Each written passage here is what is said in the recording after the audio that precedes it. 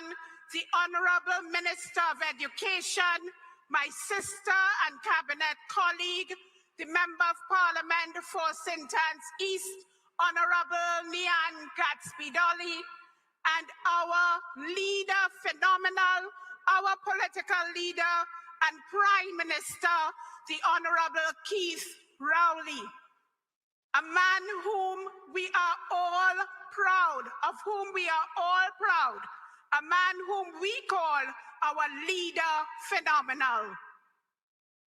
Ladies and gentlemen, I am certain that like me and like all other civic-minded, patriotic citizens of Trinidad and Tobago, we would have shared in the pain that has been felt by those who have lost their loved ones as a result of this coronavirus. This government has done everything in its power to ensure that we maintain lives and livelihoods. Many private citizens and businesses have also ensured that they have made sure that their employees were never terminated, notwithstanding the necessary closure of their businesses. Mindful of our responsibilities, the PNM government went to the Parliament and received permission on more than 2 occasions to dip into our rainy day fund, our Heritage and Stabilization Fund, so that we could maintain lives and livelihoods. These funds were distributed throughout the governance of Trinidad and Tobago, but in particular to the Ministry of Finance, the Ministry of Health, and the Ministry of Social Development and Family Services. Ladies and gentlemen, our objective was to ensure that the social safety net remained intact, that public servants were paid, that vaccines were procured. And ladies and gentlemen, not once during this pandemic did pensioners receive their pensions late. Not once during this pandemic did persons receive their disability grants late. Not once during this pandemic has a public servant been paid late. Not once during this pandemic has a teacher not received his or her salary. Not once during this pandemic did a nurse, a doctor, an orderly, a police officer, a prison officer, any member of the governmental services not receive their salary on time. And ladies and gentlemen, when they were saying the vaccine, the vaccine, the vaccine, now they have every single vaccine that they could want. And yet, they still try to vilify the PNM. But we will not be daunted. Your government, your PNM government has withstood the slings and arrows of our detractors. And today, we can say without fear of contradiction that this government is much better off because of strong leadership, because of our leader, phenomenal, the Honorable Dr. Keith Christopher Rowley. You know, ladies and gentlemen, that we have always said that the alternative to the PNM is chaos and confusion. And whilst we may have said it to you and amongst ourselves, I really never thought we would have received so resounding an endorsement from no less than the current PRO of the UNC. You all know him, Kirk Megu, He once had a political party called the DNA. But you and I well know that his only DNA lies embedded with Kamla and the UNC. And let me tell you all what he said about the UNC in a previous incarnation, and I quote, "The UNC represents everything wrong with our country. Insularity, lack of vision, parochialism, ethnocentrism, Vicky-Vi mode of operating, selective enforcement of rules, deception, dishonesty, corruption, no thought about wider responsibilities, and no national feeling. The PNM, however, realizes our value more than the UNC." And he didn't end there. He went on, "The UNC are uncultured barbarians." End of quote. I didn't say it, you know. Dr. Rowley didn't say it. Nian didn't say it. Kirk Megu, who now is the paid lackey of Kamla, but we all know he was speaking the truth. Truth is something, ladies and gentlemen, that those who are opposed to us know nothing about. What is the truth in these unprecedented times? The truth is that by the end of August 2021, your PNM government delivered food packages to over 107,000 families via all 41 MPs and 39,000 food boxes via all local government councillors and all assemblymen of the THA. And when I say all, I mean all. That means UNC and PNM.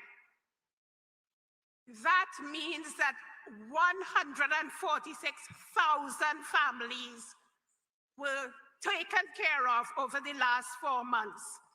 Our target was 125,000, and we were able to meet 146,000 families. We also bought 1 million pounds of local chickens, and we paid $30 million to over 300 farmers from across the country for 5 million pounds of produce. Apart from the councillors, the MPs, and the assemblymen, we also used NGOs, including Pantrinbago, the National Carnival Bands Association, the Coterie of Social Workers, the Blind Welfare Association, the Trinidad and Tobago Yacht Club, police youth clubs, faith-based organizations, and many individuals who reached out for help. Through the Ministry of Social Development and Family Services, the government has spent over $300 million on food cards, income support, rental assistance, senior citizens pensions, disability grants, and hampers. There have been over 400,000 beneficiaries. But we did not stop there. In addition to that, enhanced support was provided to the private sector by this government via financial assistance for companies and individuals aimed at maintaining jobs through tax refunds, accelerated VAT refunds, zero-interest government guaranteed loans, grants for micro enterprises, and more. Over 30,000 individuals and companies have benefited. But ladies and gentlemen, you might ask the question, what next? As you well know, we have a team that was put together under the chairmanship of the Prime Minister that dealt with developing what we called a roadmap to recovery. And this plan outlines the critical steps that the government will take to restore economic activity, utilizing a three-pronged approach. And these are to address and mitigate hardship inflicted by COVID-19, to restart the economy, and to lay the foundation for sustained economic recovery. So whilst the UNC and their nonsensical drama remains ongoing, we on this side have actual work to do for the people of Trinidad and Tobago. Our objective, therefore, under the leadership of Keith Rowley, is to protect the vulnerable, ensure food safety and security, and to this end, we have already begun the investment of over $500 million in agriculture. Our objective, therefore, is improving public health as we continue to invest in hospitals, the Arima General Hospital, the construction of the Sangre Grande Hospital, the operationalization of the Point Fortin Hospital, the operationalization of the Roxborough Hospital, and the construction of the Port of Spain General Block C. Our objective throughout all of this is to ensure that we invest in strategic sectors to create growth, to create jobs, to create a digital nation. Our objective is to ensure economic recovery, rebuilding lives and livelihoods.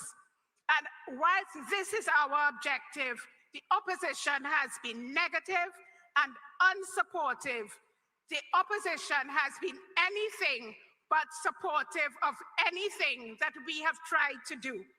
Ladies and gentlemen, the tragic truth is that Kamla Persad-Bissessar is what we call a serial loser. This, if I might be so bold to say, is perhaps the worst opposition that we have ever seen in Trinidad and Tobago.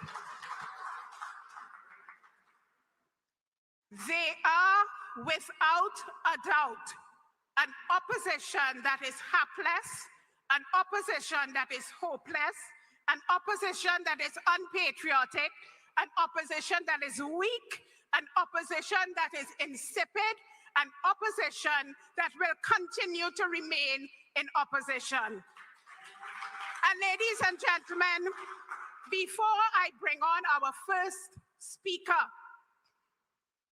I have to tell you this. In my readings over the last few days, I have come across a word which I believe is the best description I have ever seen to describe the opposition's behavior, and in particular, Kamla Persad-Bissessar's behavior throughout this pandemic and even before. Now, I am not a psychologist and I don't pretend to be one. So this is not a diagnosis.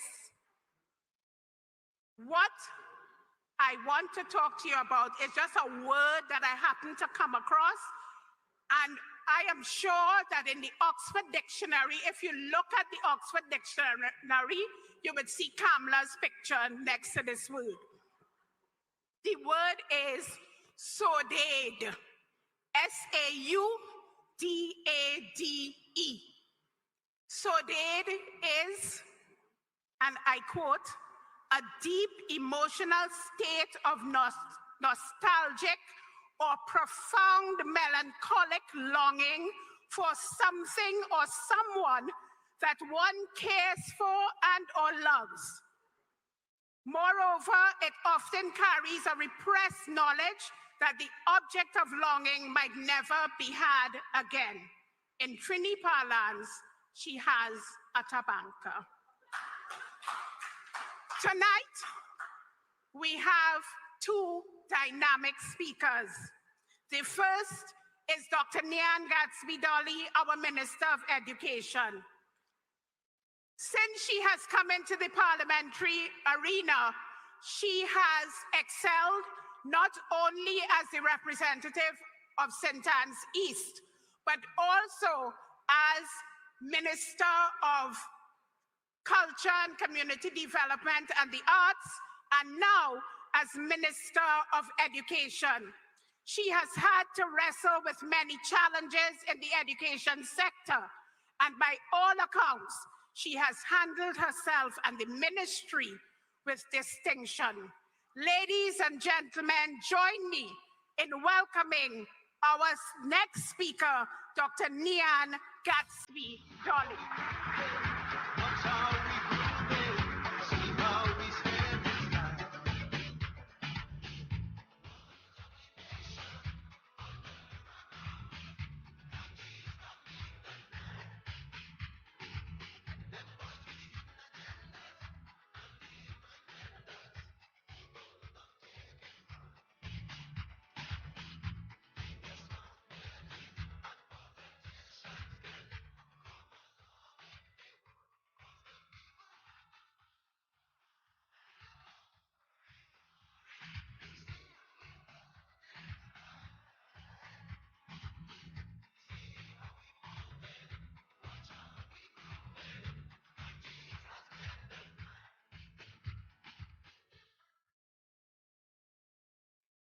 Thank you, Madam Chairperson.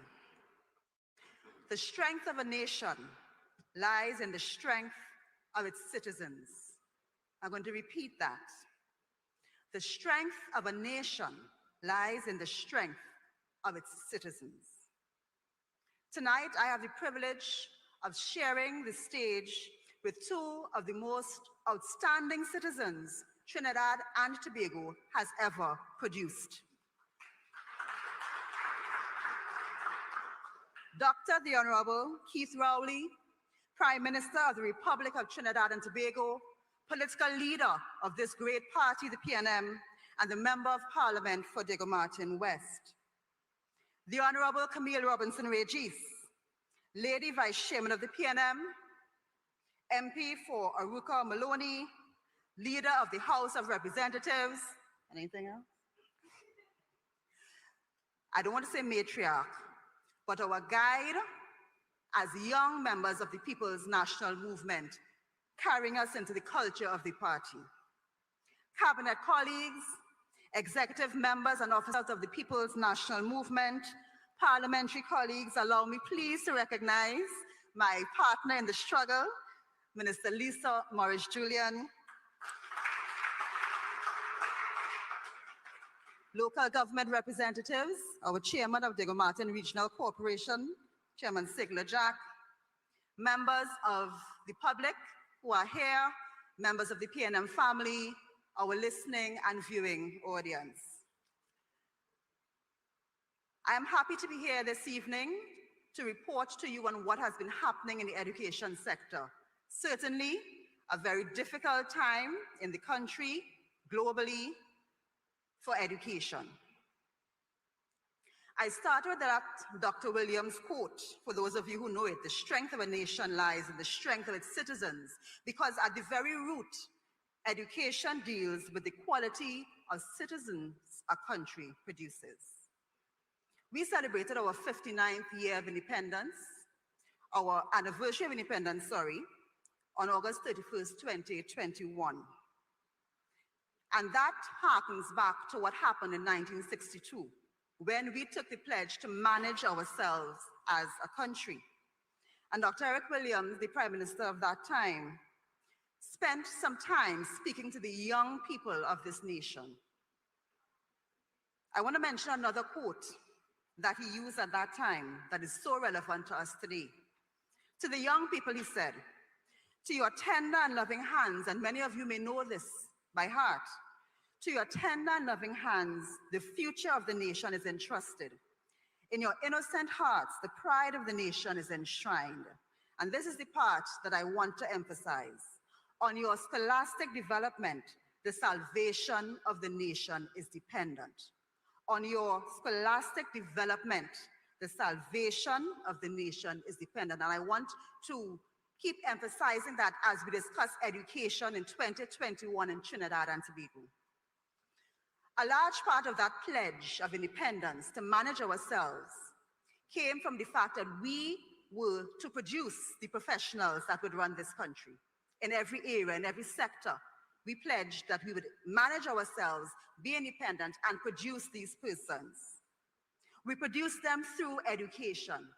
And that is why a large part of the PNM's focus over the years has been on education of our citizens. Because if we are to manage ourselves, and if we are to do that properly, then we have to have the human resource required. The government of Trinidad and Tobago, since independence, has taken careful focus on investment in education. If we look at the recent budgets, a large part of the budget has gone to education. 2016, 6 billion, 11.1%. From 2017 onwards, hovering around 5 billion approximately, and just about on average 10% of the national budget to education. And those investments are to cover school infrastructure, 200 million, teachers' salary, and you heard Minister Robinson-Regis speak about the fact that even in the difficult times, our teachers have been paid. That's not the same for every country around the world. $2.3 billion of our annual budget goes towards that every single year. That is the extent of the investment in education. Grants to schools, grants to our post-secondary and tertiary institutions, over 700 million. That's your COSTAT, your UE, your YTEP, your MIC. Over 700 million annually to run the institutions, and then over 400 million in gate to pay tuition for students to attend the institutions. So when we see that large slice of the budget going towards education, it is to invest in our people, in our institutions, our schools, to ensure that they are running. Over 600 schools in Trinidad and Tobago. It takes significant investment to be able to do that. Education funding has been and continues to be a priority of the PNM government. And why? Because on their scholastic development, the salvation of the nation is dependent. And these words come from the very foundation of our nation. So what do we expect? What is the return on investment expected from the education spend? What we expect will be discipline, tolerant, and above all, productive citizens. Because if we do not have that, how are we to progress our country? How are we to grow? How are we to produce the professionals that will take our country forward? So we need value for that education expenditure. And though we have been producing very valuable citizens, citizens who have been doing well in the 2020 CXC, out of 16 regional awards, Trinidad and Tobago took 8. So we have been producing quite a number of strong academic persons in Trinidad and Tobago, but that is not the full extent of the story. And Minister Maurice Julian can tell you that in many other areas, we are falling behind in terms of the production of the quality of citizen that we need to progress Trinidad and Tobago, that disciplined, tolerant, productive citizen. The more we stop producing that type of citizen, the more money we will have to spend in national security, the more money we'll have to spend in Ministry of Social Development. Again, Minister Robinson-Regis went through the cost of our social welfare program. It is huge. And if we are not producing citizens who can manage themselves in this way, then we are destined to keep pouring money into these types of programs when we are spending significant sums in education. So as we speak about education, and as we understand its inherent relevance and fundamental value to our country, then we see COVID-19 and its effects in a different light. Because what has COVID-19 done? COVID-19 has hit at the heart of our education system, where our children and the level and quality of education that they are offered is now compromised. Why? Because they cannot come out to physical school. I don't know how many of us can remember a time like this before. I certainly cannot. And I'm sure we would be hard-pressed to find such a time in our recent history. These are unprecedented times. And it hits at the core of what our country's success rests on. Because remember, our scholastic development is where the salvation of the nation is dependent. So when we have something affecting how our children are educated, we understand that we are affecting not just now, but the future of our country. Minister Robinson Regis went through some of the grants, some of the relief efforts made for COVID-19. Minister of Finance has been speaking over and over about that. More than 5 billion expended. But that is the cost we can measure. What about the cost we cannot measure? What is the cost of a child who has been involved in school, doing well, and then is derailed by an entire year, or worse yet, 18 months out of school, and completely loses their way? What is the cost of that? And multiply that by the number of children that have been affected in this way. It's not about the devices alone, the connectivity. What about the support at home? What about the supervision? And if we multiply that, some studies say that the real cost, the indirect cost of COVID-19, based on its effect on the education sector alone, can run us into the hundreds of millions and trillions even, US dollars. And that's what the studies are telling us. So when we think about the fact that our children are out of school, and some people say, you can leave them out of school, they're doing good in the online. Let's understand what that means. Because when you look at our essay results, and that's one thing we can hold on to in 2021, what did we see? We saw more students getting over 90, but we saw also more students getting under 30. So what does that tell us?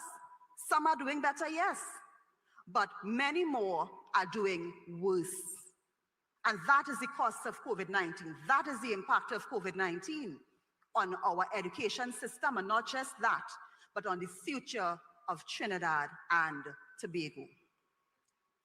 So even in this time, we have not sat around with our hands rubbing and saying, what shall we do, what shall we do? The Ministry of Education has been hard at work ensuring that we mitigate against the learning loss that would be experienced by our students. What have we done? We have procured over 20,000 laptops, distributed all of those thus far to students whose parents, I should say, successfully completed the means test. That was done, administered, analyzed, results came out, and students have received those devices. I take every opportunity to thank corporate Trinidad and Tobago, who stepped in the gap and has provided to date over 23,000 devices directly to students. And that is something we should be very, very proud of. It shows the mettle of our Trinidad and Tobago citizens reaching in when we needed them to help. So devices have been distributed in large number to our students. MiFi devices, ordered 10,000. We have devices in hand now, and therefore that distribution is about to start this week to ensure that not only do our students have devices, they also have connectivity so that they will be able to get into the online environment. Training for our teachers, and I want to thank the global agencies, UNICEF, CAF, Notes Masters, Commonwealth of Learning. They have reached out to us in many ways, offering training for teachers, offering ebook development, offering funds for device acquisition as well. And so we have collaborated with them, and we continue to do that to ensure that our teachers are trained. Our teachers have now become students while they are teachers. Our parents have become teachers in their own home. That is how COVID-19 has, as the people say, turned up the thing in the education sector. Everything is on its head, but we have been making progress in training our teachers. And I can tell you, in a general sense, our teachers have been happy to upskill, happy to take this training and to offer to their students in this difficult time what they need. We have used various platforms to offer educational content. Minister Maurice Julian has been resolute on the ECC pullout, and you see that in your Sunday paper, and parents have been benefiting from that. On the radio, on the TV, TTT has been running educational content, and we have had some of the cable channels pick it up to provide educational content to our students, to fill the gaps, to ensure that they are taken care of in this difficult time. Psychosocial support, and I must mention this, because this pandemic has been difficult mentally for so many of our students, our parents, our teachers. It is a difficult time. Change is something that even incrementally is difficult. So far less when one day you are in one system and the next day you are in another system, and you are expected to produce, you are expected as 12-year-old children to write exams, you are expected as 18-year-old children to write exams. This has been difficult. The Employee Assistance Program has been working assiduously with the teachers. the student support services of the ministry with the students and even the parents to provide the support for that transition. So in this difficult time, we have done all of that. We continue to do that because the pandemic is not past us. We are still there. However, one most important way has been provided for us to get back to some level of normalcy. A most important thing, and that is the presence of the vaccines. You see, when we brought students out earlier, it was all in this atmosphere of risk because we did not want an outbreak. Our children are our future. We are very picky about our children and we want them to be safe. And as a parent with school-age children, Minister Morris, Julie, and many of us in here, we understand what that means. We don't want our children at risk. And therefore, the vaccines being available for our children offer us that level of security for the children. So when we say that on October the 4th, school begins for forms 4 to 6, and teachers are expected to come out to teach our children, and our children are expected to be vaccinated to come out physically, it is because we want our children to be safe. We want our future to be safe. Remember, it is upon their scholastic development that the salvation of this nation rests. So when our children come out to school to interact with the taxi driver, to interact with the doubles man, to interact with the person in the cafeteria, to interact with the cleaner, we don't know their vaccination status, but what we will know is that our children have the best level of protection possible, so that even if they are exposed, as we expect they will be, they will not fall sick to the point of hospitalization. That is the best we can do. And I want to thank the Honorable Prime Minister for his efforts to protect the future of Trinidad and Tobago. There is nothing else that can be done in this time. We have the best available to us. We have it all available to us. And yet still, we are not at that point where we would want to be. Online teaching is not a suitable replacement for face-to-face teaching. I was a teacher. I still consider myself a teacher. I am a certified online lecturer. So when I speak from a position of knowledge. I don't speak from the shadows. I speak from a position of knowledge. It is not a suitable replacement. When I lectured at COSTAT, the e-classroom was a normal part of our experience, but that was always to be partnered with the physical approach. So it was a blend of the online and the physical that gave you the best result. And therefore, you would have seen our tertiary institutions move seamlessly almost online when faced with the COVID-19 pandemic. However, even they are clamoring to get back to physical learning.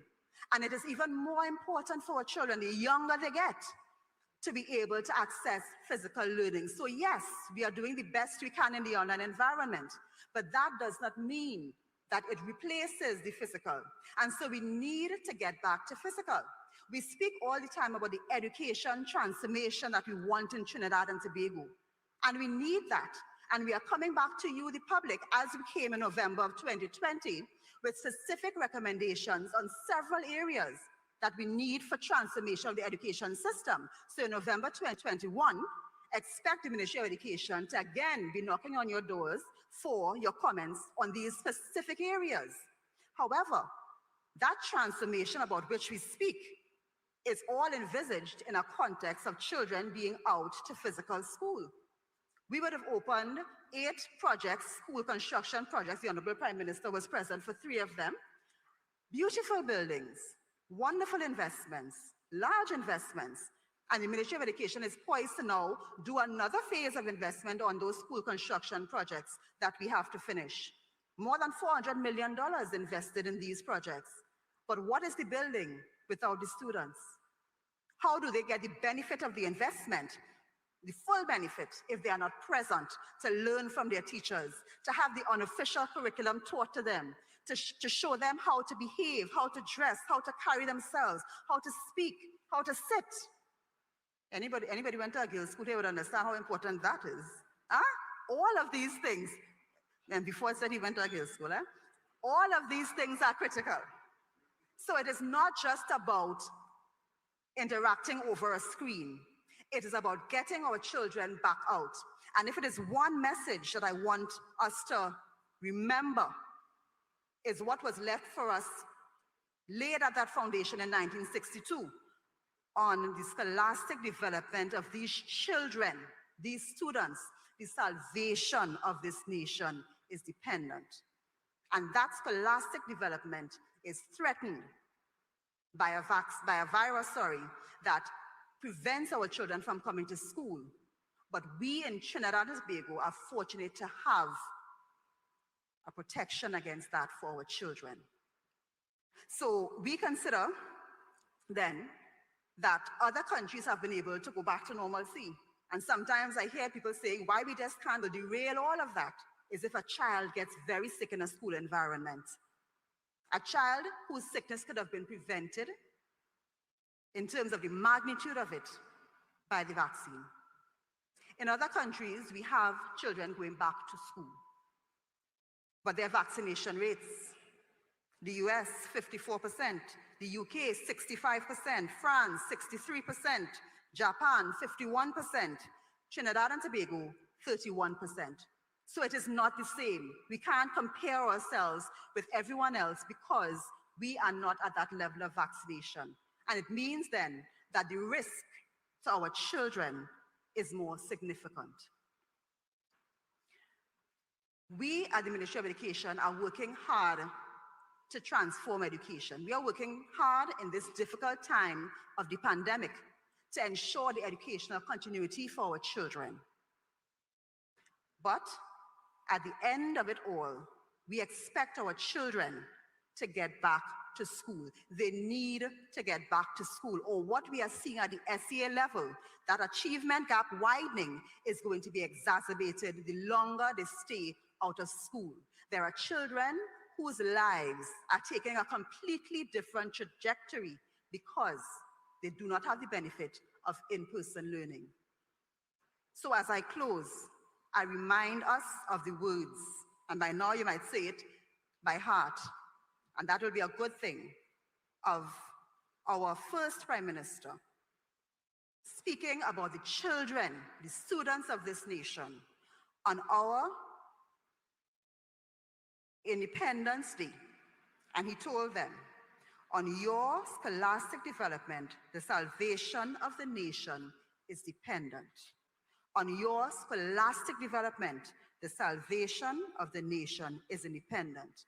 I want to thank the Honorable Prime Minister for entrusting me the responsibility of overseeing that scholastic development at this critical time in Trinidad and Tobago's history. And I want to assure the public that myself and Minister Maurice Julian will work as assiduously as we can and continue to make the progress that is necessary. But we need the support of the population as well. We all have to do our part. Our first Prime Minister laid the foundation at that time, not knowing that in 2021, we would face a pandemic that would threaten the very future of our country. And our present Prime Minister has taken up the mantle and has provided the solution so that the words of our first Prime Minister could be continued, that the scholastic development could save this country, be the salvation. Our present Prime Minister has done his part. Our first Prime Minister did his part. The Ministry of Education will do our part. It is up to the citizens of Trinidad and Tobago to do your part. The future of our country depends on our children having the best chance of success. May God bless us all as we continue to do our best for our country and for our students, because on their scholastic development, the salvation of this nation is dependent. God bless you. Look at the power and the glory. See how we float in the sky.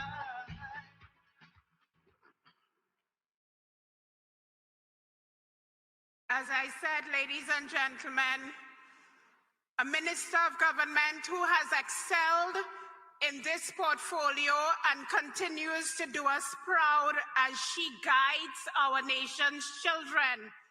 And upon their scholastic development, this nation is founded. Thank you very much, Nian Gatsby Dolly.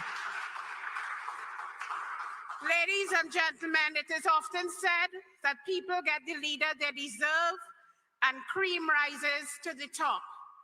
Our next speaker has distinguished himself as an orator, a thinker, a visionary, and as a leader phenomenal. Whoever coined the phrase, "Tough times don't last, but tough people do," must have had Keith Christopher Rowley in mind. Throughout this pandemic, he has led from the front, arguing against vaccine apartheid, challenging the larger, more prosperous nations to look beyond themselves and engage in a more equitable sharing of the available vaccines. As the sitting chair of CARICOM, he demonstrated exemplary leadership, living out his ideal that none is safe until all are safe. He fought valiantly, not only for Trinidad and Tobago's benefit, but for the benefit of the entire region. And the fact that today the Caribbean region has multiple sources of vaccines is a credit to his diplomatic strength. Within the cabinet, he has provided us with guidance and direction and mentorship. Within the party, he continues to provide sterling leadership. Within this country, he continues to provide the kind of leadership that we need now and that we need in the future. He continues to be a prime minister in which all of us can be proud. As he has said, as he quotes from our anthem, "With boundless faith in our destiny, we will continue to provide the kind of governance that is necessary for Trinidad and Tobago." Join me, therefore, in welcoming to the lectern our political leader, the country's leader, the Prime Minister of Trinidad and Tobago, the Honorable Keith Christopher Rowley.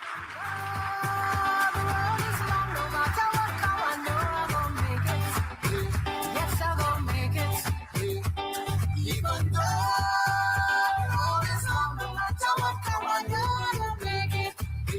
Yes, I will make it. Remember the days of toting water, anytime that you have to pay. But when people pass and they see you, oh my Lord, used to feel that shame. Wondering if this lasts forever, wondering when you will feel proud.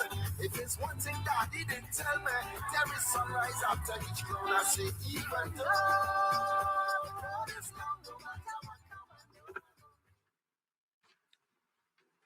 A very good night to you, ladies, gentlemen, boys and girls gathered in your very large numbers here in Diego Martin. You are the loudest dozen and a half people I've ever heard. But thank you very much for making it lively here. Permit me to acknowledge the presence of the matriarch of the People's National Movement here with us tonight, Mrs. Joan Newell Williams. Always present, always willing, always available. Welcome to Diego Martin.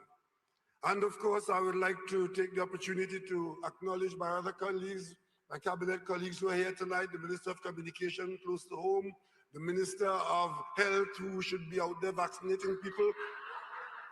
And of course, we have the Member of Parliament for Port of Spain South, and of course, we're on board with Ford from Tunapuna. And of course, we have the Minister of Trade and Industry here, and all in that dozen. Welcome to Diego Martin. And of course, the Lady Vice Chairman of the PNM and my cabinet colleague, another one, the Minister of Education. These are different times.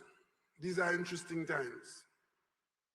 And of course, these are Trinidad and Tobago's times. and this is a good time to launch a political party. I'm going to launch a national party tonight, and it's called the TLP. If you don't know what it means, you can ask after the meeting, and if you want to join, you could join after the TLP, because it involves all the people of Trinidad and Tobago, regardless of your political persuasion, your race, your color, your creed, or class. You will be a member of the TLP. But ladies and gentlemen, since the last general election, August last year, as leader of the country, having taken the country to a general election, and successfully so, I deliberately did not take my party into the political arena. Because given the fact that we as a people, as a nation, are engaged in fighting for our very lives and our livelihood, I thought I would not create the environment for political shenanigans to get in the way of the very difficult decisions that were having to be made by the people of Trinidad and Tobago. So since last year, August, we have not been meeting like this much, and we have not been engaging those who were fighting desperately for political relevance. And in that vacuum, a lot of information kept coming at you, the people of Trinidad and Tobago. Some of it useful, some of it frightening, and a lot of it plain, outright self-serving lies. I watched in amazement at what was being fed to the people of Trinidad and Tobago by people who believe, not that they are stupid, but believe that you are stupid. And therefore they could feed you any meal and you would say it's cordon bleu. Ladies and gentlemen, tonight the battle has been joined for the time and the education of the people of Trinidad and Tobago. Because only the PNM will take it upon itself to ensure that when you, the people of Trinidad and Tobago, make decisions in this country, whether you support or you oppose, when you make decisions, that you do so with the full knowledge of what is available, what is truth, and what is useful and in your interest. Without the PNM, God alone knows what you will be. So, ladies and gentlemen, we could be talking about a lot of things tonight. We could be, as we probably should be, talking about the pandemic. But we have been talking about the pandemic since January 2020. It is now September 2021. The pandemic has pretty much consumed, absorbed, eaten more than our dinner, more than our population. Almost 5 million people have died in the world already. In our own country, tonight we mourn the loss of almost 1,600 people. And unfortunately, it appears as though we are taking it for granted that every morning we hear 7 more have died, 9 more have died. How long this is going to last? How many more will die?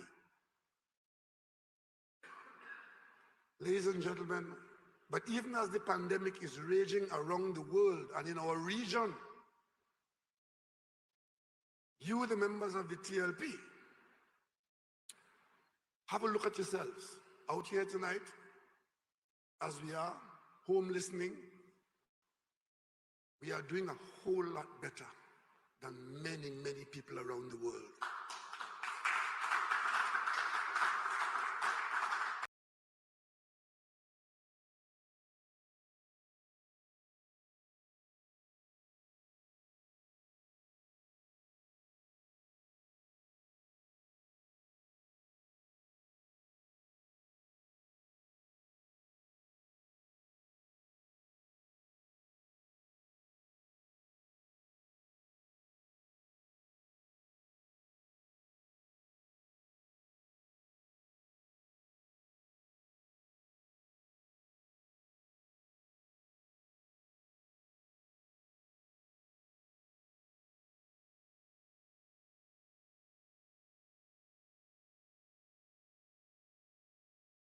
over the world. So I have approached, in fact, I propose to approach the cabinet, and once it supports my request to recruit sufficiently skilled and trained young people in this country, the commissioner will recruit a number of them once we get the approval to assist in providing support for law enforcement, to do a lot of analysis and to do a lot of work in getting behind some of the specialist work that is required to resolve many of the problems in Trinidad and Tobago. And God knows we need it. I had a conversation recently with the commissioner and the National Security Council as well. And the commissioner outlined the 8 or 9 strategies that he proposed to take the police service through to deal with this burgeoning crime threat that is no doubt facing us. And I want to share with you very quickly what those are, because I'm impressed by them. We were impressed at the level of thought and intellect and thinking and from the experience and the statistics that Mr. Jacob shared with us. Community mediation. He told us that he has noticed a lot of the murders have to do with petty little fights among family members. A little fight on the street corner or by the standpipe over some little football game or basketball game, and the next thing you know, a man gone for a gun. So if you have mediation centers supported by the Ministry of Social Development, where people, when they have problems, they can go and get the problems resolved, it may minimize the need for bloodshed. As singing Sandra said, may her soul rest in peace, blood does run when things get hot, in the song Crying in the Ghetto. And the ghetto is a rough place for those who call it that. Effective border management and control. We don't manufacture a gun really in this country, apart from 1 or 2 little homemade things. But that's minuscule. All of the guns, and the intelligence agencies tell us there are thousands of illegal guns in the country. Border security, border management and control is therefore critical. Hence the reason why, under our leader's direction, he personally made an arrangement with the Australian government. We acquired 2 Cape class vessels, and I'm in a position to tell you today, truthfully, those 2 vessels have impacted substantially and positively on managing the borders of Trinidad and Tobago. We are a lot better now than we were prior to their arrival and put into service. We have a fully operational radar system. We have official ports to pay attention to, because the intelligence telling us a lot of these things, up to yesterday we saw evidence of it, coming in through our legal ports, in refrigerators, in washing machines, all kinds of things. Courier services operating, transporting packages internationally, that is a source of concern too. And of course, as you know, a lot of this cannot happen without the complicity and the involvement of operators of the state. So we have to deal with that too. Integrity is a challenge here. That's a reality. And as a result, we have approved, and shortly the Parliament will discuss the question of integrity testing of all those key stakeholders who we have to depend on. Because if that radar system working perfectly, and we have the vessels out there to run and to get at the targets when the radar see it, but if somebody is complicit and turn a blind eye, the value of the whole radar is lost. So integrity is a critical element. But I trust when we come to Parliament with that, Munilal and them go feel that is for them too. But we must. Maximizing the anti-gang law, we passed it. The UNC passed it, we supported it. It had very strict provisions, even affecting bail. When we now came to government and we went back to renew the provisions in that anti-gang law, which the police told us they needed, the UNC objected to it. And in order to get it passed, we had to take out some of the more stringent provisions. And they quarrel about that too. So we have the anti-gang law. And Mr. Jacob outlined that the police are using it, but we have to maximize its use in certain evidential ways, as explained by Mr. Justice of Appeal Barrow when that matter came before him. The police are on the job with that. And I want you to know, 829 of the murders that took place over the last few years in this country are murders related to gangs. So this is very, very critical. Another measure, training the highway patrol and the IATF. Very often the highway patrol, the IATF, other ordinary police officers, not the homicide unit, they are the first responders. And there are items of evidence around that and information that if they are sufficiently trained and skilled, they can pick up and share with homicide. We saw evidence of that recently, valuable evidence. So they are training. And case management, meaning to say, when you lock up somebody, it mustn't sit down for the next 3 years. You manage it very quickly. And I saw recently inside the police service, in this exercise led by Mr. Jacob, a man was charged for possession of a firearm by an officer of the interagency task force. And within 1 month or 3 weeks, the file was ready for court. Forensic done, statements taken, everything that the officer was able to tell the prosecutor in the court, we the police are ready to go on. That's what case management is.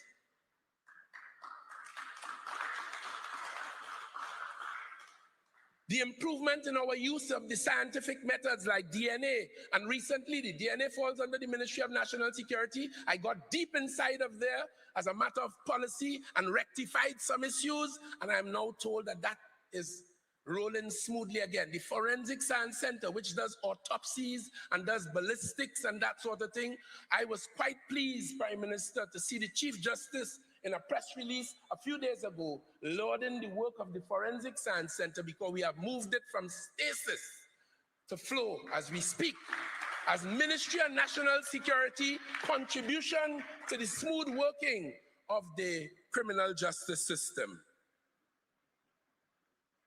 White-collar crime, a major focus. I told you that a while ago. And yesterday, we did our part going into the parliament.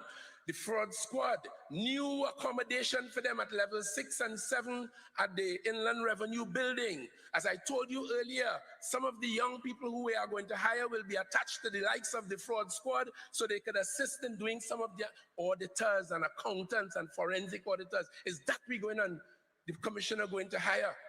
And beef up those sections so that they could get the job done. A patrol policy. Years ago, the Prime Minister, when we were planning for government, as the PNM always does, we were in opposition. And the Honorable Prime Minister asked me to go to Fairfax County in Washington and spend 4 days with a police division there on patrol with them for 4 days. We were in opposition. And I got to see how they do the business. The whole town divided into, and that was a town with 1.4 million people, less like Trinidad. That's why he sent us there. And it's divided into circuits and 14 patrol cars on each circuit. And it will always have 14, it could have 15, but no car would leave, even if the work hour finish, until it is replaced by another patrol. And when it is being replaced, then it will have 15 or 16. But it will never be 13. That's how they do it. And in those cars on the computer, every single report, you're hearing it? Because they're reporting it in, and it's coming up on a computer too, and it stays there until the police react to it. It stays there.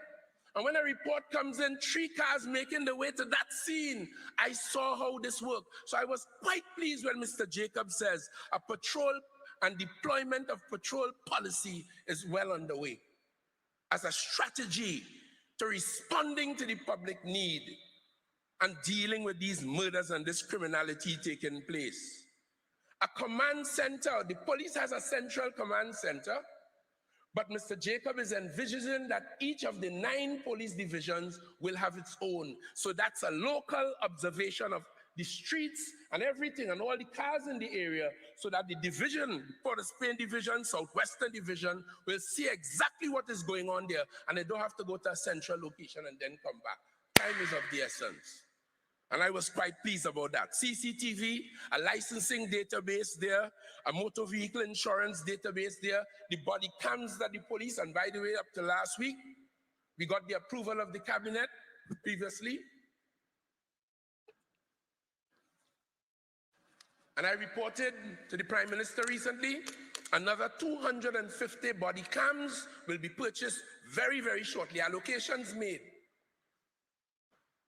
to add to those that are already in the atmosphere, so that when the police is out there, the command center in the division seeing exactly what is happening. It will improve professionalism, police confidence, public confidence, and all who want to tell lie on the police. It will be seen.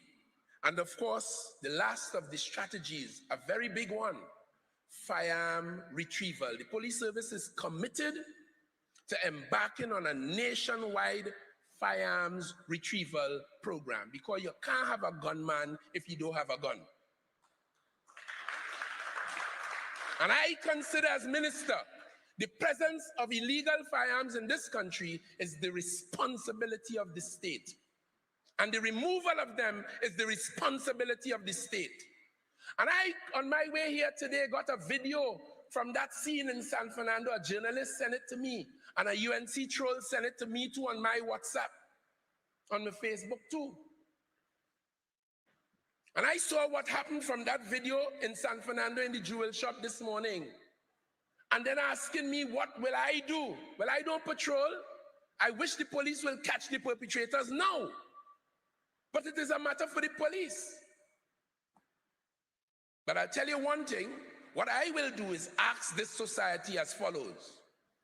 If you have knowledge of any miscreant in your community who is possessed of a gun, I ask you to let that be known to a police officer or a member of law enforcement in whom you have confidence immediately.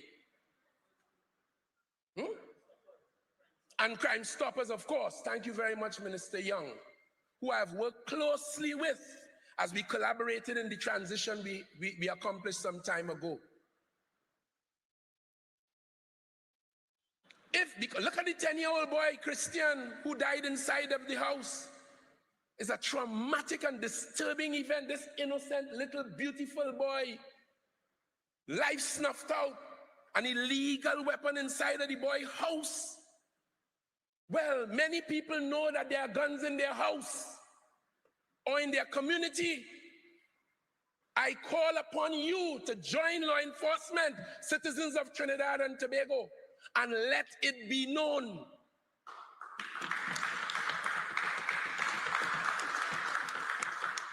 So when the trolls and them ask me what I will do, I will provide clear understanding of what the government policy is. I will provide the resources that law enforcement need. I will encourage and support them. And I'll ask you, the citizens, to assist, play your part.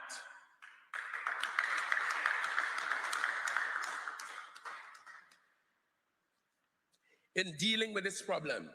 You would have seen in Trin City up to recently, maybe last week, the police bust a place in Trin City. I can tell you, 2.5 or 3 years ago, a friend of mine called me and told me that he got a report from the car park attendant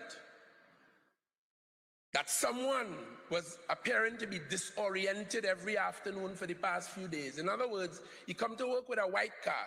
But when it's 4 o'clock in the evening, he take the same car key and he gone by a blue car, green car. He was just disoriented. And somebody observed. And they went. And they found in the young man's room a couple satchels of something, some powdery substance in a straw about 1 inch long. And he would have told them that that cost $500 a piece, a pop. I, of course, layman as I am, contacted the then officer in charge of the Firearms Bureau and Firearms and Narcotics Bureau, a certain Mr. Garrick. I handed this thing over to him and I told him what I had heard. He then made arrangements as a professional operator and went and had it tested and reported to me a couple of weeks later that it was something called ketamine. And we found out from his and the police research that they use it for date rapes. Dangerous business.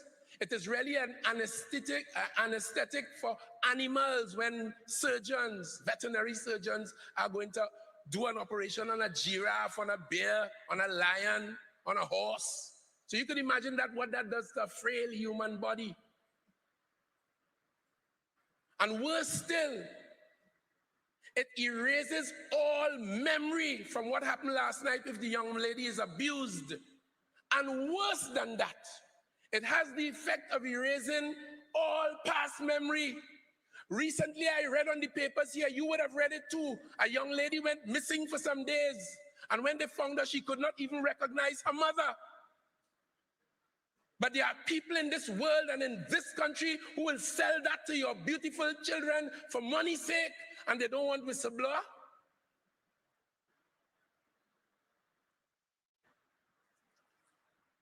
So, with that information, the police decided that this is a dangerous drug.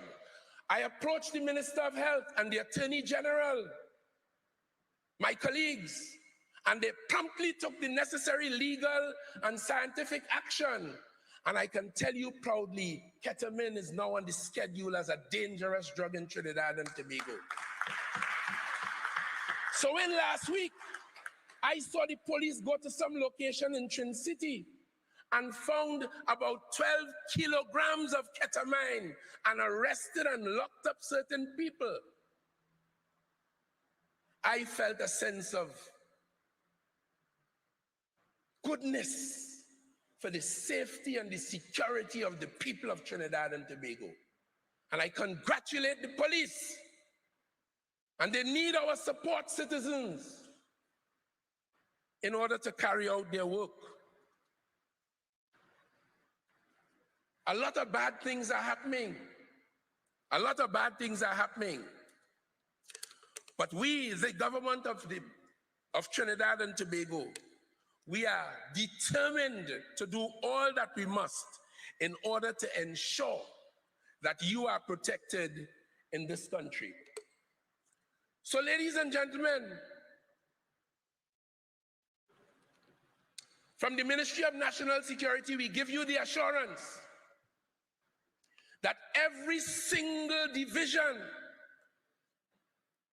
every department has been given attention under our watch and will continue to be given that attention in the provision of resources and otherwise.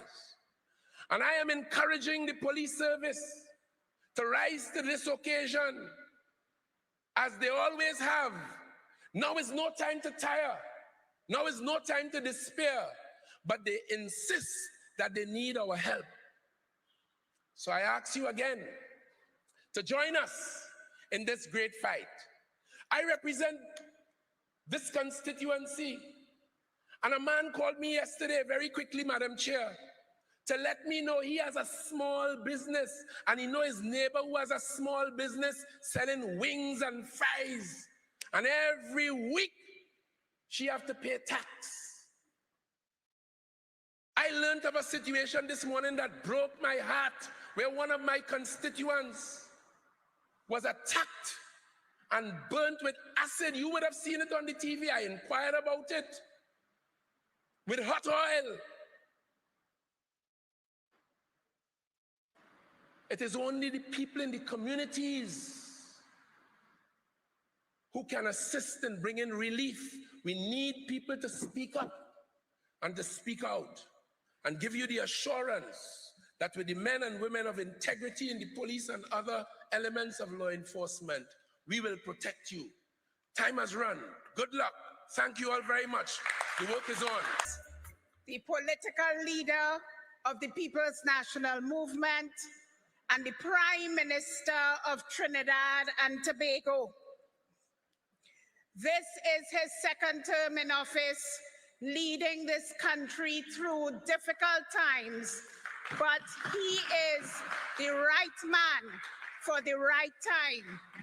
Join me in welcoming the political leader of the People's National Movement, the Prime Minister of Trinidad and Tobago, the only man who can lead this country at this time, the Honorable Dr. Keith Christopher Rowley. No matter what come, I know I'm gonna make it. Yes, I'm gonna make it. Even though all is wrong, no matter what come, I know I'm gonna make it. Yes, I'm gonna make it.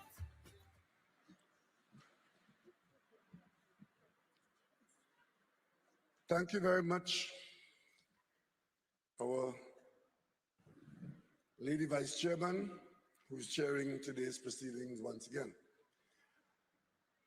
I would like to take the opportunity to welcome very specially all our party officers who are present here this afternoon, but particularly Mrs. Joan Ewell Williams.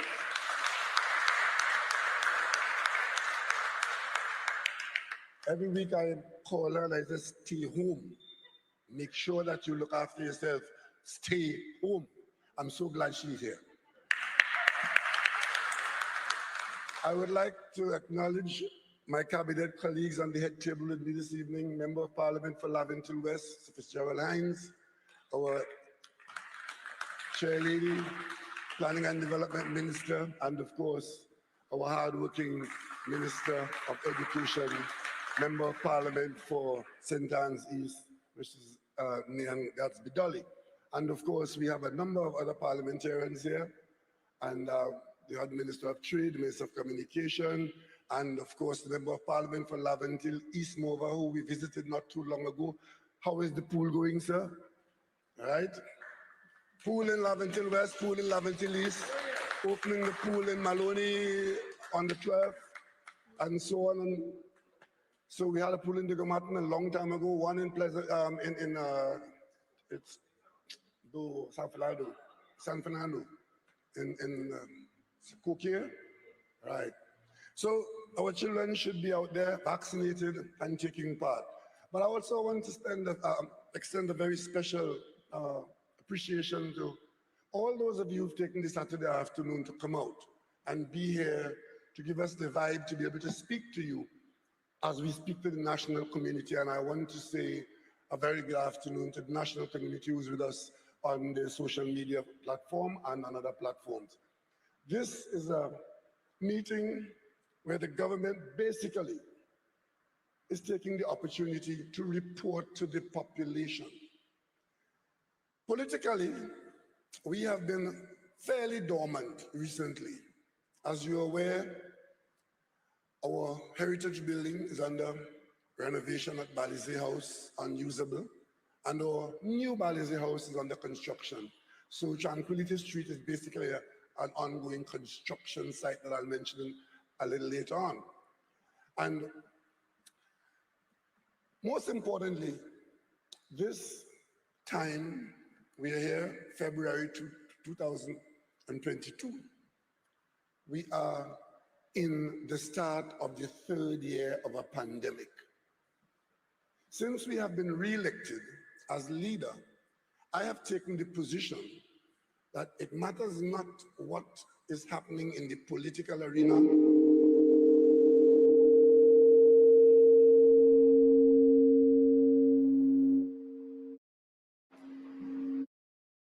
nor in the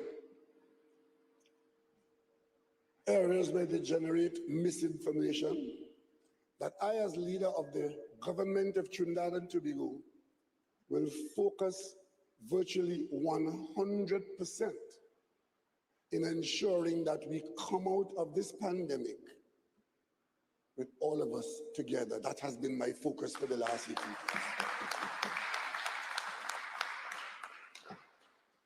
Today I can report to you that maybe there might be a little bit of light at the end of the tunnel, because governments around the world and leaders like myself, we are beginning to feel a little bit better about COVID-19, because the science is indicating that there may be some kind of a change that we could look forward to that would be better in situations and circumstances as we go forward. We don't know exactly when, but as we go forward. The great fear that we went into Christmas with the coming of Omicron, where we thought that given that higher level of infection, transmissibility, that if it was as deadly as Delta, we would have been facing a pandemic of actions. It is appearing as though the infections of Omicron, while being much higher than the previous variants, what the South Africans saw, we are now seeing here in Trinidad and Tobago, which is a higher level, a faster level of infection, but it is not resulting in an equivalently high level of sickness and death. And that is reflecting itself in a reduction in the amount of people who are looking for hospital care, even though those who actually come for hospital care in Trinidad and Tobago, because most of them come too late, they have to be looked after for a longer time, and many of them do not make it, and they end up dying, and we want to put an end to that along the way. So the virus is still with us. It is still dangerous, but it appears as though the most dangerous variant that we were fearing is not as harsh as it appeared to have been in the beginning.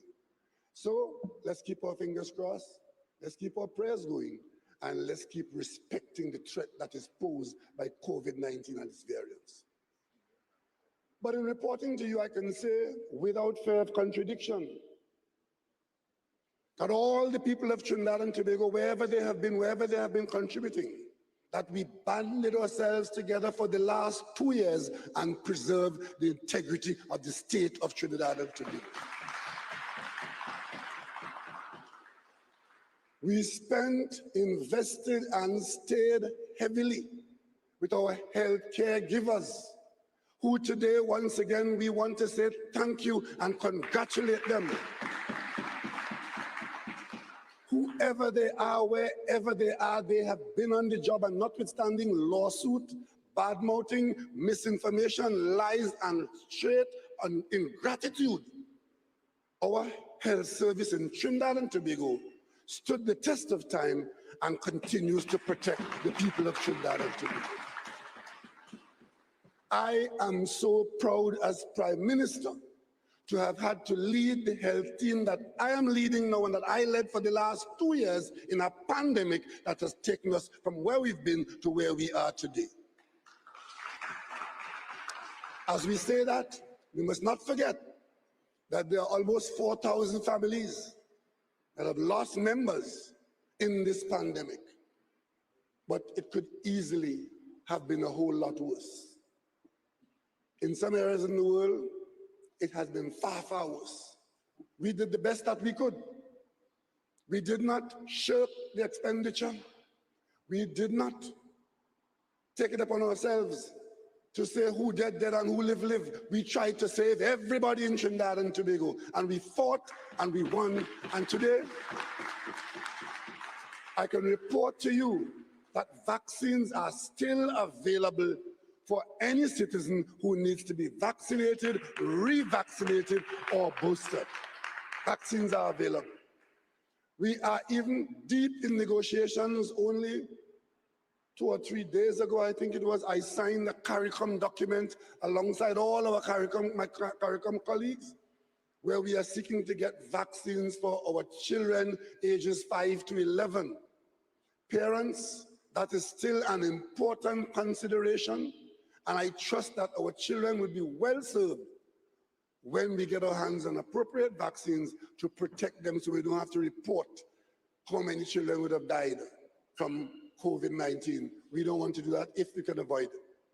Ladies and gentlemen, in the period where we are dealing with the COVID as we still are, the government of Trinidad and Tobago had to dig deep in our resource base, high in our resource base. We borrowed home and abroad. We used our reserves and we used our earnings to make sure that no one was left hungry and no one was left behind in Trinidad and Tobago. We incurred debt. We expanded the social services, which was already a large entity. We expanded it. We gave tens of millions of dollars in food, fresh food to people. We encouraged farmers to produce, and we boxed that food and we gave it to the neediest. People who lost their jobs because their employers could not continue business, either because of the lockdown or because of the inability to continue the business for other reasons. They lost their income and they would have been starving in the street in this country. The government intervened and provided cash support for tens of thousands of people. Over 40,000 people got cash relief from the state, paid for largely by debt. Because as you may recall, we have been in a deficit situation, borrowing in this country to keep our economy going, and in the pandemic, we just had to commit to borrow more to save lives and livelihoods in this country. But if you listen to some of them who appoint themselves national spokespersons, you would not believe that this little country had been such a powerhouse for its citizens. Go and ask those who depended on the state. Had the state not intervened in the way that we did and we are doing, what would have been the alternative? What? All those who are talking.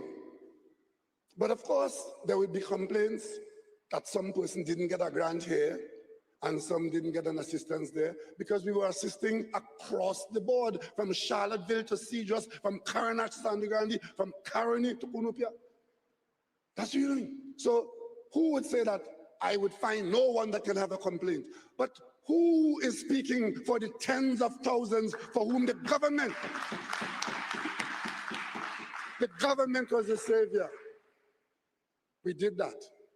And we are hoping and praying that 2022 would see us out of this dark wood situation. With respect to jobs, the government maintained the jobs of people on the public service, contract workers, workers in the Gazette. We never used job reduction as a tool to fight the COVID.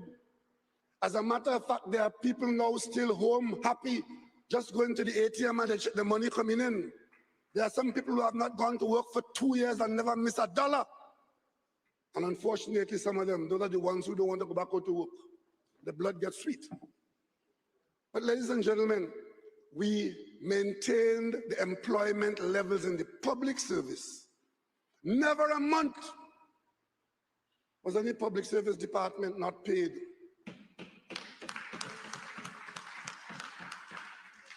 Most importantly, because of the circumstances that the pandemic imposed upon us, security became an imperative, and our national security departments, the police, the fire service, the prisons, they were all on the job throughout, all through the pandemic. Our security services were doubling up on the job. We should be proud of that. Yeah? From day one, remember the first time when we got those people off the ships who had gone cruising? The Defense Force was there taking them to the place of isolation. Those days we were so afraid of the virus that they were all in hazmat suits because the virus was a fearsome thing. Nowadays, everybody's a COVID expert now, and you know to ignore it and you want carnival. But then we were so afraid that you had to go near the bus in a hazmat suit. And the Defense Force was right there night and day. The one thing about security is that you can't have it and a gap and have it and a gap. Security is a 24-hour, 7 days a week assignment. And our security services continue to serve us. Continue. I remember when we said schools will be closed for the next 2 weeks. You remember that? Schools will be closed for the next 2 weeks. And children say, aha, holiday. We have some children in this country who have not been to school for almost 2 years. That, for me, is a painful situation. Because those junior children, absence from school is a denial of their personal development. They will never get back that time in their life again. And not interacting with their peers in the way that they have done, and they should. I'm not sure that we know how badly it's going to affect them. And that is why these ministers in the Ministry of Education, supported by the entire cabinet, we have been moving heaven and earth to get our children back out of school as safely as we can. There are some people, every time you talk about taking children out of school, they could tell you the angel wing is not wide enough. The scale on the foot is not hard enough. The helmet on the head is not high enough. Every time you try to say, well, okay, we know it's a difficult situation, but we have to make the best of a bad situation. They are experts, because COVID generated one set of experts. Everybody with a cell phone is an expert. And of course, you know, we had an economy that was struggling since 2014. We came into government in September 2015, in the middle of an economic downturn, in case you all forget. The election was on the 7th of September 2015. I was sworn on the 9th of September 2015. And we saw the price of oil go right down to $20, as well as the gas price had gone down and the volumes of production were down. We were in a bad situation. And you think we got a pass? You think we got a pass? 1 year later, the front page of The Guardian was a published poll, September 2016. And the poll said that only 6% of the population was satisfied with the government, and 78% was dissatisfied. And of course, there were those who felt, aha, we're back in government again, next election. Call the election now. Remember that story? Call the election now. Call the election. Because there are some people in this country who are only concerned about election and the prospect of election putting them back into office to do what they were doing prior to 2015. But we had other ideas. Our ideas were to do what had to be done to put the people of Trinidad and Tobago and their business in the best possible situation. And COVID came. COVID came and put us in a situation where it was life and death. Not election and election result. Life and death. That's what it was. And we have been here in this vineyard for over 2 years, and we're still there. Do not relax. Do not take it for granted. Do not believe that we are out of it. You don't want to be the last person shot in the last bullet in the war. You don't want to be that. You want to survive to tell the tale, and it is still dangerous. Ladies and gentlemen, members of the PNM, it falls to us as a political party, as it has done before. It's not the first time that the PNM has been called upon to stand in the breach for the people of Trinidad and Tobago. You party officers, you party members, you office holders, you members of the cabinet, unfortunately, it is our portion to do the things that we have to do now. And unfortunately, they are not things that make us popular, but they are things that would make Trinidad and Tobago stronger and better. And that is why the PNM has to do it. Our public service has remained intact, even as we go through the pandemic. Some people have been to work every day and some have been home, because we use the public service to reduce the number of people who are on the move, and some people are still at home, but the public service remained intact. Our state enterprises They have remained performing since the opening of after the first lockdown. And the economy of Trinidad and Tobago, it may have tottered, it may have stumbled, but it is still up and running.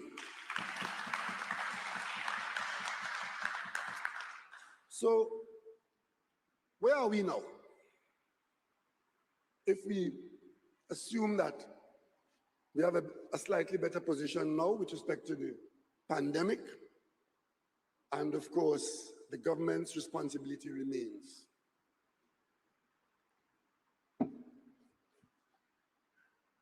We have had to make very difficult decisions because the country requires difficult decisions to be made. And when I mentioned the Guardian poll, I mentioned it in the context to tell you, PNM people, that in doing this assignment for the country, expect to stand alone. Don't expect to be propped up and supported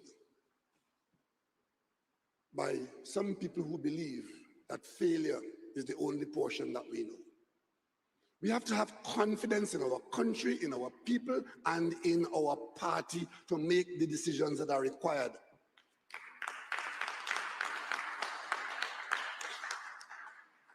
Last night, I had to observe on the news a most pitiful sight and sound.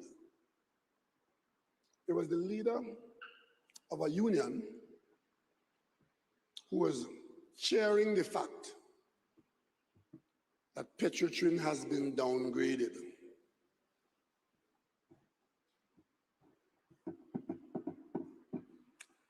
Yeah.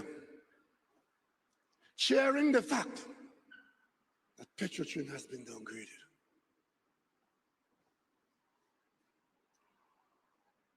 I have been focusing on this job to make sure that the people of Trinidad and Tobago are put in the best situation in difficult and challenging outcomes. That's my only focus.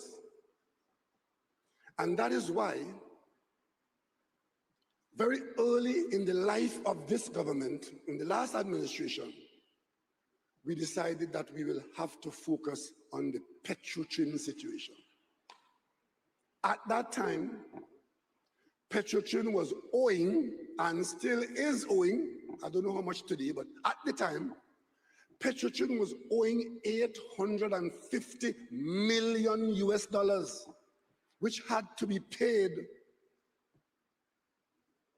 by August 2019 or whenever it was. We had a date on which the check had to be written. At a time when we were struggling, and we still are, to pay public servants their monthly salary, and to pay the public debt, and to pay all the expenses to service the country. Petrotrin alone was owing $850 million US that had to be paid by a particular date. This government had to deal with that. In the face of that situation, the new government decided to send in a team of people to examine and report back to us on the situation in Petrotrin. They reported, the first thing they reported was that Petrotrin could not deal with that situation. That was a situation that only the Minister of Finance could deal with.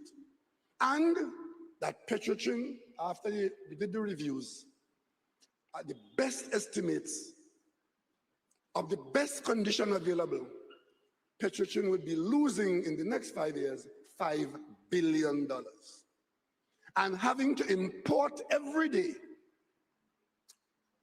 120,000 barrels of oil, and as they refine it, they will be losing between $5 and $7 US per day per barrel. That was your business. This country had to restructure that business.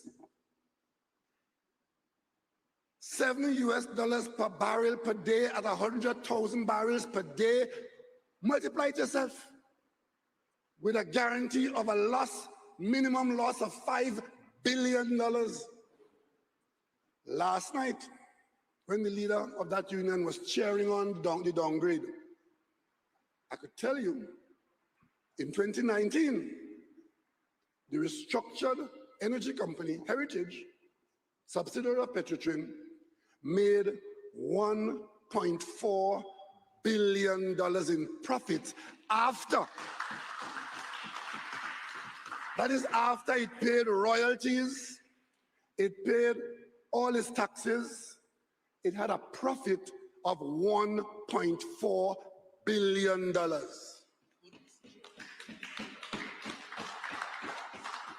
The following year, it made $1 billion in profit. And it has not yet been reported by the company, but I spoke to the chairman recently on my way here, and I could tell the country that your heritage company is in line to report approximately $1.2 billion in profit. So instead of a $5 billion loss facing you, we are reporting a $3.6 billion in profit in that short period of time.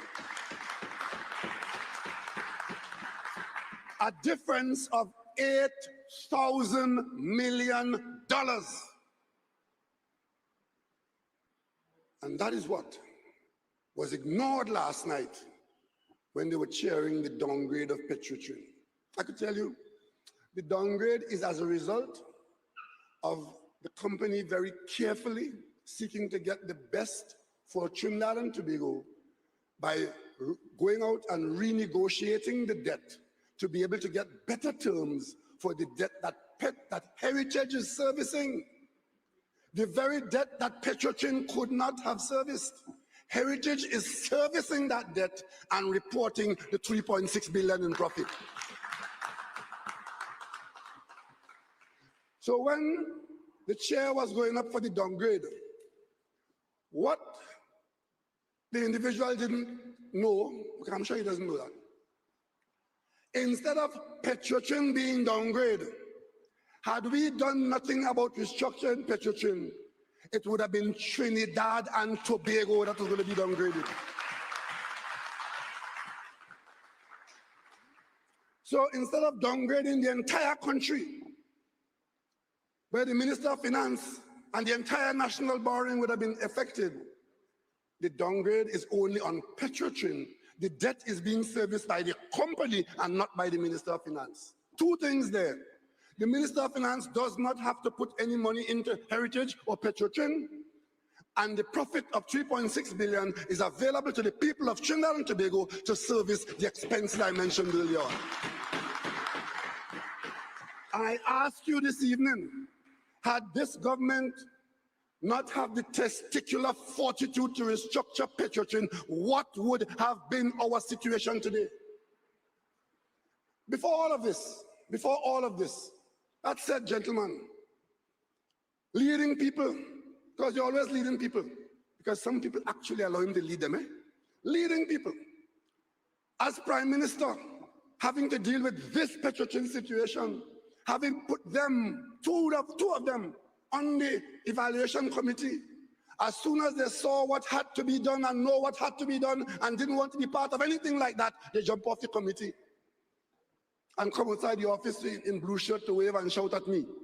I invited him to sit down with me as Prime Minister. I am heading the cabinet. I want to share with him what the cabinet is thinking and what the information is and how we can go together, and refuse to come. Refuse. Yeah, you're running a union in this country, and the Prime Minister has to sit down and talk to you on an issue pertinent to all your members, and you refuse to come. Okay. When I address the nation, and you all can go back and check it if you wish, when I address the nation telling you that we are going to restructure the company, and as part of the restructuring, we are going to have to get out of the refining business, meaning we have to shut the refinery down, because that was the big money loser. I said that in the restructured arrangements, the government is prepared to offer the employees an employee stock ownership, meaning in the new company that we're going to form, whether it's Heritage or Paria, in that new restructured arrangement, we will give the employees stock, let them become a part owner of it. And to my horror and shock, my speech had not echoed around the room at the end that night when the answer was go to hell with ESOP. We want no part of no ESOP. Well, let me tell all of them today what that meant. I, as Prime Minister, was prepared then to offer as much and to encourage the cabinet to offer them up to 20% of the new company. And had they accepted that offer, they would have been owners of 20% of that $3.6 billion. But they had no faith, no confidence. And as a result of that, their leaders led them away. But they say God looks after fools and little children and me. Because you could imagine if them so had their hand on 10% of that. Man, you couldn't. But for good reason. They refused employee stock ownership in Heritage. And instead, they form a company, paper company. And when everybody else in the world bid for the refinery, them alone bid cash to pay for the refinery. And they have not learned anything from that yet. Don't have a cent to even pay the lawyer, but you want to buy a refinery that was deemed to be unproductive, a big money loser to a government. You want to run it with no money and harassing me every single day about the refinery until you could be cheering that Petrotrin has been downgraded. Today I want to tell the people of Trinidad and Tobago, we could not have been in a sounder position in the energy sector. The price is good, the volume is going up, and it is well managed.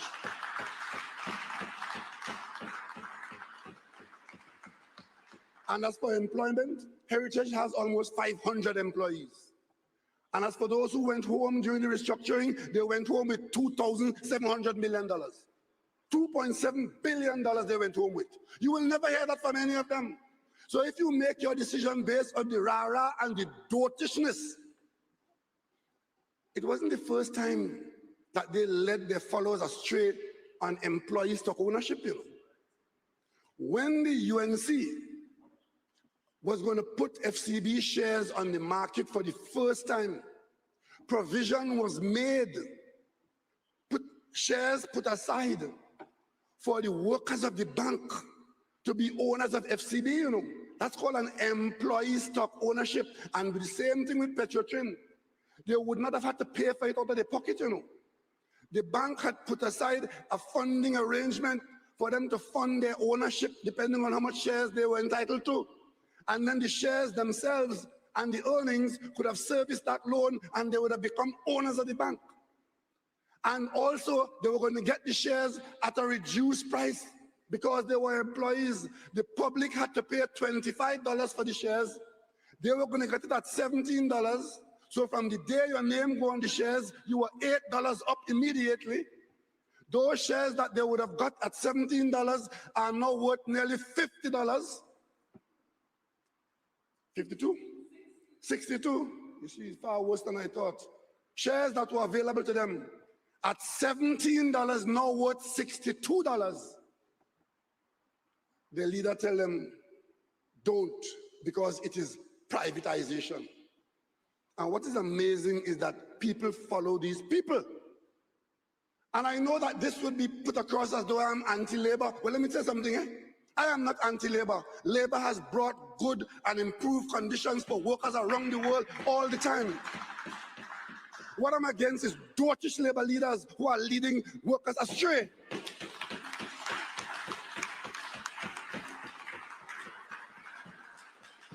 This party, the PNM, our record with labor is that many labor leaders served in this party, in the parliament, as a PNM senator, as general council member, and we still have good connections in Labour, where Labour is prepared to be serious. We have never, in all this difficulty, in 6 years, there was never a year of plenty under my stewardship. It was always a year of difficulty for the country. But we have never used the reduction in labor on the state payroll as a solution to our problem. Never done that. Because we know what it means to have your job taken away from you. We know what it means to create employment, because all the employment created in the state sector in this country, where the state is the largest employer of creator of jobs and employers of people, it was done by the People's National Movement. Every single one of them, from textile to TSTT to Petrotrin to WASA to TNT to UTC, all of these are institutions that came into being under PNM vision. So don't tell me about PNM and labor, and don't tell me about PNM and creating employment. As for young people, all the opportunities for young people which are myriad in this country from the 1950s to this day, and I'm a living example of that. From my boyhood to now, it was the PNM that was there making opening for young people.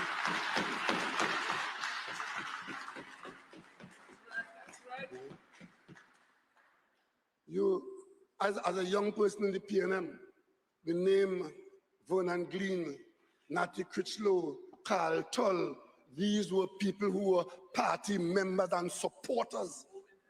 Owen Hines, many of them.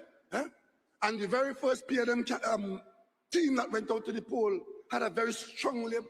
Today, they want to tell you that we don't know and we don't want and we not labor. I'm appealing. In fact, let me make an appeal here right now. Since they want to say that we are leaving them out, watch this. Where's the Minister of Public Utilities? I'm instructing you now.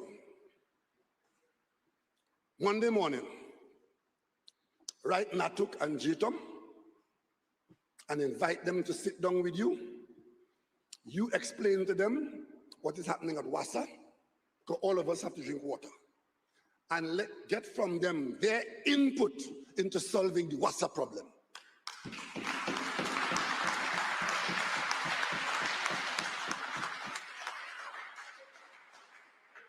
It's not sufficient to come on the news in the night and talk about who didn't get water, and who didn't get water. And there's one gentleman down in Penal Debe, chairman, who comes on the news in this multiracial, multi-ethnic society to tell the country that the reason why them ain't getting water in Penal is because of racial discrimination against the PNM. I want to tell Mr. Alan Sami, when you have nothing useful to say, just shut your mouth.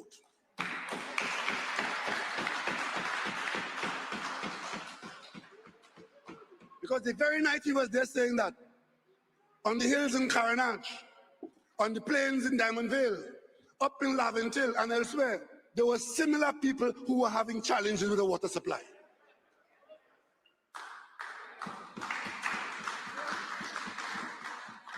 But there are some people in this country who believe that every problem they have, the only way to solve it is to stoke race and religion. I've had enough of that. Enough of it. So you call them in officially and you tell them, I'm making it in front of the media, you tell them that you have been instructed by the Prime Minister to sit at the table with them and receive from them practical solutions as to how to deal with the WASA problem, because there is a WASA problem. Yesterday, I was in the parliament. I led a bill in the parliament telling this country that this country has a corruption problem. There are 42 members of parliament. One isn't allowed to take part in the debate, but 41 is allowed to take part in the debate. And not one of the 40 could have argue with me and say I was wrong. No, the country doesn't have a corruption problem. So I take it to mean that every one of them representing 41 districts know that this country has a corruption problem. And you come to the parliament to pass legislation to create protection for people who you call whistleblowers, who know something of value, and making that available to basically law enforcement, to certain channels, and they have a problem with that. Munilal lied and lied until he said, he is saying to the Attorney General, look what you bring here. Legislation like this, which exists nowhere in the Commonwealth. Munilal is a lawyer. Munilal is an experienced parliamentarian. Munilal knows he's lying. But he gets up and says that. Because our law is not yet passed. It's now being debated in the parliament. But it is patterned on the Jamaican law. The last time I checked, Jamaica is a major member of the Commonwealth. And the Attorney General, when they did this work early in our term in 2015, he looked at all the major Commonwealth areas and see what their laws are to be able to pattern our law on Commonwealth jurisprudence. Australia, New Zealand, India, Malta, Malaysia, Jamaica. And Munilal gets up in the parliament yesterday and say, show me. And he knows that the AG could show him, eh? But those of you who are listening to the sound bite, if you were listening to him at that time, and that was all that was coming through your ears, you may not believe that this legislation exists widespread in the Commonwealth. And around the world, there are 59 countries that have that legislation on the books. And there are 29 other countries that have similar legislation, not as standalone legislation, but as part of other legislation. Yet, an experienced parliamentarian in Trinidad and Tobago, in seeking to create an environment of doubt and to lead the population of Australia not to support the bill, said it doesn't exist in the Commonwealth. Didn't stop there, you know. When you lie, you don't stop one place, you know. Trotting like a horse. When he was talking about something to do with contracts. And of course, he was talking about the Port of Spain hospital and how they discover that the contractor stopped the contract. And they're talking about the government having some other contractor to put in, so we're pushing out the contractor who is there. The contractor who is there is Shanghai Construction. Get the logic, eh? Shanghai is the contractor that is there. For the last few weeks, they got a document and they're using it that way. We are trying to push out Shanghai to bring in some contractor of our preference. And you will hear that now and think the government corrupt like them. But yesterday, in the debate, in the suite of lies that he was telling, oh, Shanghai Construction is building a party headquarters in Port of Spain. Now, he didn't say PNM headquarters. But logically, who else is building a headquarters in Port of Spain?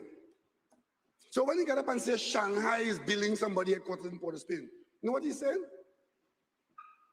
He's saying that Shanghai is building the PNM headquarters in Port of Spain.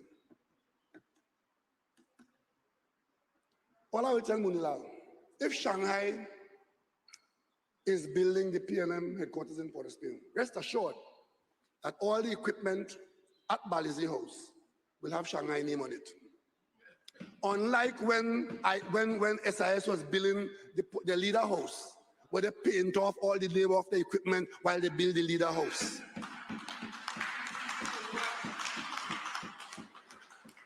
So in one breath, we are pushing Shanghai out of the construction at the hospital to put in a friend. But in the next breath, on the other side of the mouth, Shanghai is building our headquarters. So a contractor who is building your headquarters, you're pushing them out to bring in somebody else. And this somebody else here, they're getting at, you know, I so know the UNC for a long time and I see them from far, you know. And when I don't see them, I smell them, you know. That argument, the next thing you will hear, right? Because what they were implying, I don't know if you all had heard of a name, Alan Warner. Alan Warner, remember the opposition leader in parliament on platform, calling the man name. But you know, in the last few days ago, I became familiar through the internet with a woman called Cheryl McKissick. There's a company called McKissick & McKissick. And those of you, especially you people here in Laventille, you should research that. There's a fellow called Moses McKissick. I'm sure none of you ever heard that name. Moses McKissick was a slave brought into America in 1790 by Mr. McKissick. So this slave, like all of us, got McKissick as his name. 1790, a slave. Cheryl is 5th generation McKissick. Because Moses, that slave, learned skills, became a businessman, building blocks. And today, his 5th generation, McKissick & McKissick, is the largest engineering architectural firm in airport and other civil construction in New York and maybe in America. Doing billions of dollars of airport construction, LaGuardia Airport, $4 to $5 billion work. Subway, building subway in New York, $34 billion. Black family business. I tell you this, so that when anybody tell you that black people ain't had the head for business, remember a fella called Moses McKissick, a slave.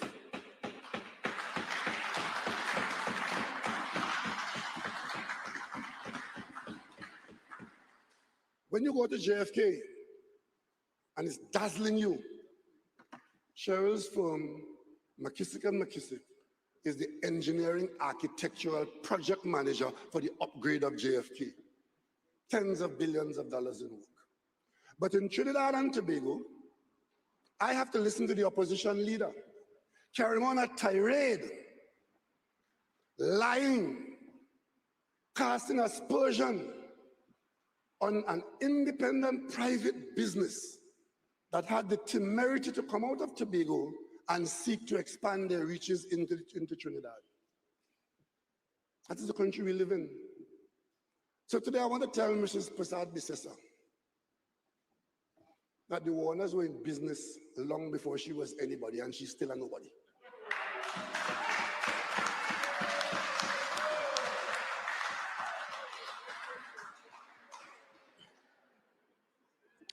But I get back to WASA. You may want to know what is the task. You may want to know what is the task I've given Minister Marvin Gonzalez. And I want you all to follow this, Follow the media. Because you see, in 1998, 99, when the UNC, in trying to deal with the water problem in this country, set about to solve it by desalination, I was an opposition member. Ganga Singh was the minister. Remember that story? Water for all by the year 2000? We all wanted the problem solved because, I mean, you all know the inconvenience and the unhygienic conditions that some people live in because water is life. Water is health. Water is almost, after blood is water. So the government of the day wanted to solve that problem as the government should, but they came up with a solution to go into desalination. I remember I objected to Trinidad and Tobago going into desalination for water because I had just spent a fair amount of work periods in Curacao and Aruba, and I became familiar with their water supply. And what struck me was the expensive nature of their water supply. Every cubic meter of desalinated water had a serious price to it. And therefore, when I was a member of parliament and my colleagues came and said, we're going to get our water supply from desalination, I objected. As a matter of fact, if you go to the Hansard, you will see me moving a motion. And I asked a simple question, because they were trying to sell it as water for Point Lisas, because WASA was supplying water to Point Lisas and getting a good price for that water, and using that money to subsidize WASA. They came and said they will desalinate and use the desal water for the Point Lisas estate, where a good price could pay for the expensive water. And I asked the question then, will that water get into the domestic supply? They wouldn't answer. Will the desalinated water be used in the domestic supply? Because at that time, WASA's cost per cubic meter was $1.65. This water was $6. And they said, no. I said, okay, because if that desal water is what's going to be in the domestic supply, the government is going to have to subsidize it something humongous, or the users are going to have to pay a huge price because the desal water is expensive water. They didn't listen, they brushed me aside and they went ahead. Today, we are heavily dependent on desalinated water. Every 6 months, there's enough water running through this country to drown an elephant 1,000 times over into the Gulf of Paria from every river. We could have built many more water catchment areas in catchment areas like North Orapuch and other areas and supply community. No, we're going to desalinate. This is a cabinet note that was approved. It's dated January 25th. This is WASA in the cabinet. WASA in the cabinet, because WASA lives there. And this is an approval for a bank to keep on providing, keep on keeping on. $60 million to pay for desalinated water for a little period.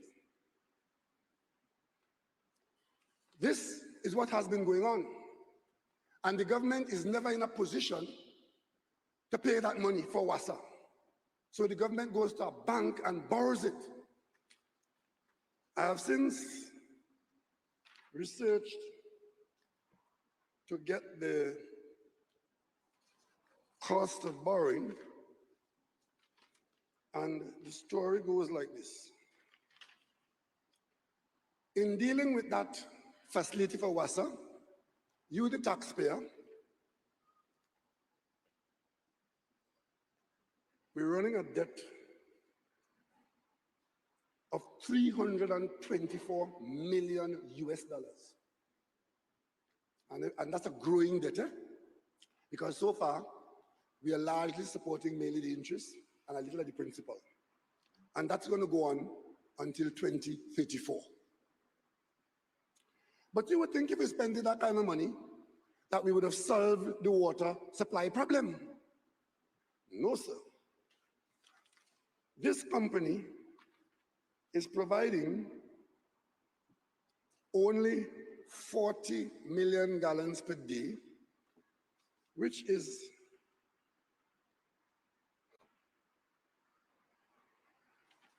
a fraction of what WASA needs to service the country. So 40 million gallons through the desalination plant in Point Lisas alone is responsible for eating up that mountain of US dollars. But the rest of WASA is supplying 194 million gallons per day. Try and figure it out. So the bulk of the water is being supplied by WASA from non-desal means. But that plant in Point Lisas, which we are contracted to till 2034, supplying, what, 17%, is it?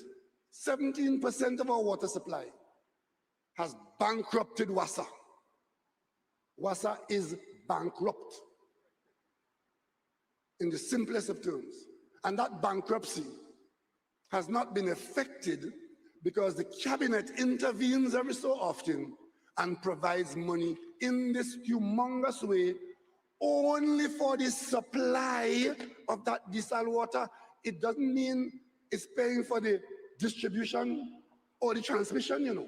That is just for the supply at the plant.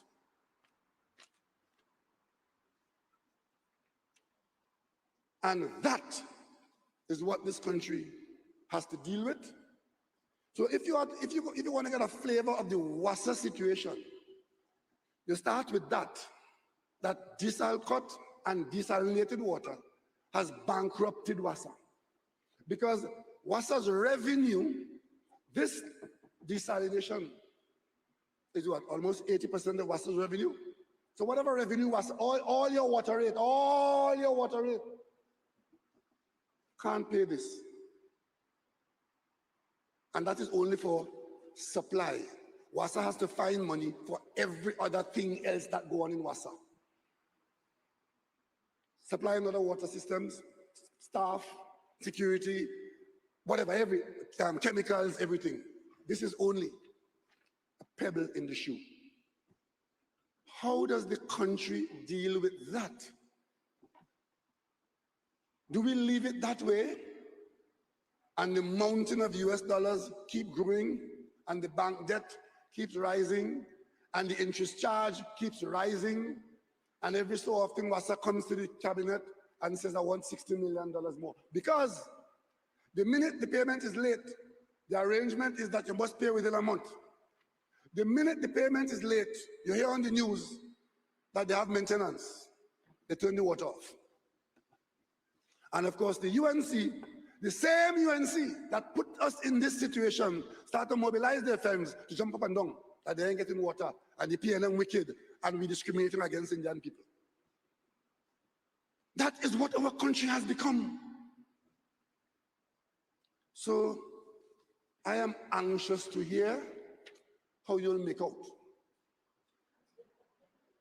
But I have in my possession, which you will share with them, the WASA restructuring documents, right?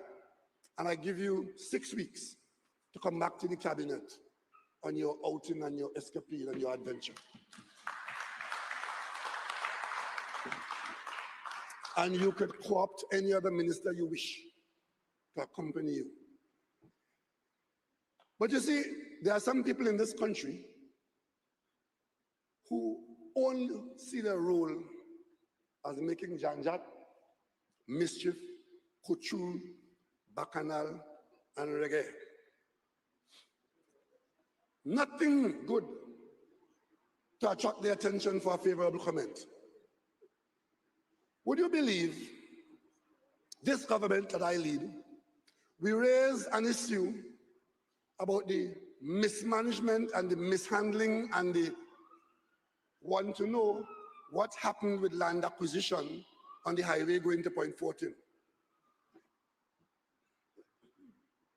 You need to know that. And there's a commission of inquiry into that because they like to call for commission of inquiry.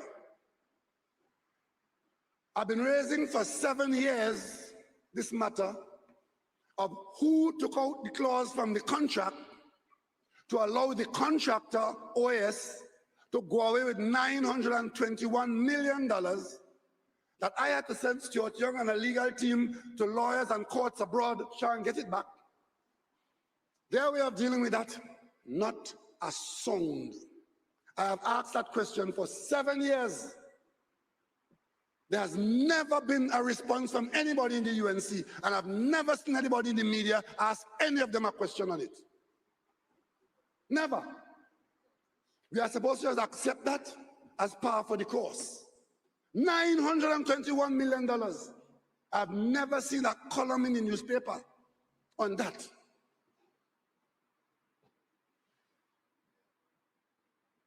As I was asking, what was the nature of the business between a UNC minister and OAS in a hotel room in South Africa a week before the contract was awarded? They have never answered. They pretend as though I have never said a word. And I've never seen anybody in the media ask them anything. But today, the Guardian is going to be asking me for a comment, which I'll answer now. And they want a comment as to why Faris is still in the cabinet and why I have not asked him to resign, because Kamala said he sold his car to Kewal Singh and they didn't transfer the car. That's what the Guardian is interested in. Any damn foolishness that the UNC come up with, the Guardian is interested in it. But I've been raising $921 million of taxpayers' money that they try to thief. Not interested. I've been raising the matter of the Key-Up interchange that caused a cabinet reshuffle. The last cabinet reshuffle in the UNC was a Key-Up interchange where they were going to thief $300 million. And telling me that Faris should resign because he's under police investigation.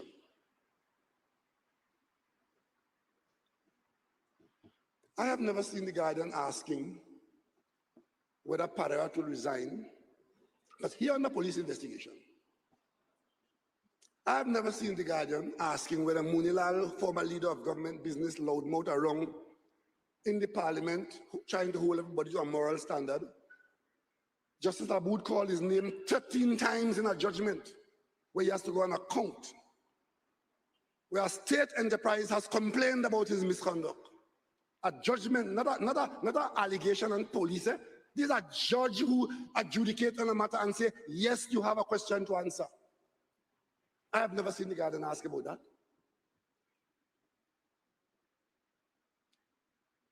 I have seen David Lee in the parliament as opposition chief whip. Every day we go to parliament, there's something to ask. I have never seen the Guardian ask him. He is under police investigation for $1 million in motor car tax that he needs to explain to you, the taxpayer. I never see that. But I could tell the Guardian this evening, with respect to the transfer of a motor car, maybe I should resign too. Because I bought a car from an executive a few years ago, kept it for a while, couldn't get the car transferred because the records in licensing office was a mess. The executive died while I'm trying to transfer the car. Tried to sell the car to another executive. Took me a year and a half. And eventually the licensing officer, after they digging chagaramas for months, had to concede that they couldn't find the record. And the man's wife had to go and tell that, yes, my husband sold this car to this gentleman. That's how I was able to get the car transferred, probably on honor. But you come to tell me that Kamala write the police and tell the police Faris, I don't know what she have with Faris, you know. Maybe Faris knows. The last time she go on platform and say the only pipe she knows, Faris is not the Minister of Public Utilities. The other day, I was in Castara with a friend. We were just relaxing. So we went into a shop and bought 2 beers, and they handed me the beer in a paper bag. And I'm walking out to the car, the beer is frothing. So I put my mouth in the froth, as you would all do. And as I did that, somebody said, you're drinking beer in public, that's against the public health. Come on platform, calling on police to investigate me and to charge me for breaching. So if the police had followed her and charged me for putting my mouth on that bottle in Castara, drinking beer, and I'm under police investigation, and you want a new prime minister, and she wants to be the prime minister. I want to ask you all, to ignore the dotishness, the lies, the misinformation, and focus on what is real and of substance in this country. What is real is what the Minister of Education just told you this evening. We have children home, we want to get them back out to school. We have teachers home, they're coming out, they want to be safe in school. We have money to pay for debt that they incur and money that they thief. We have a Minister of National Security today to tell you he's working with the police to improve their ability to fight the criminal element. That is real.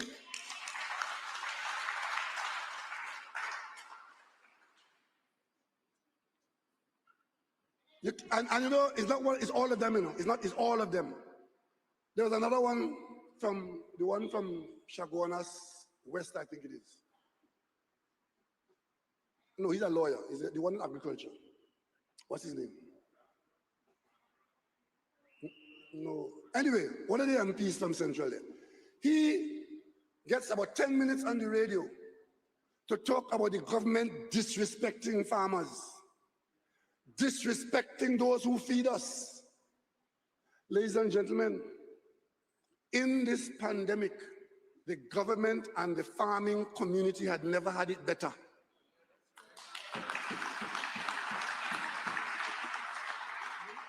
The last bill that came to the cabinet for approval, it wasn't approved on that day because we had to pay from a different source. It was $44 million for NAMDEFCO. One of the bills, $44 million. One of the bills for farming produce that we encouraged and took and distributed to people during the pandemic. Free of charge. The farmers never had a better market. And I'm not here talking about the hundreds of millions of dollars in support for farming in all its forms and fashion. I'm talking about the pandemic alone. But I have to listen to some imp talking about government disrespecting farmers.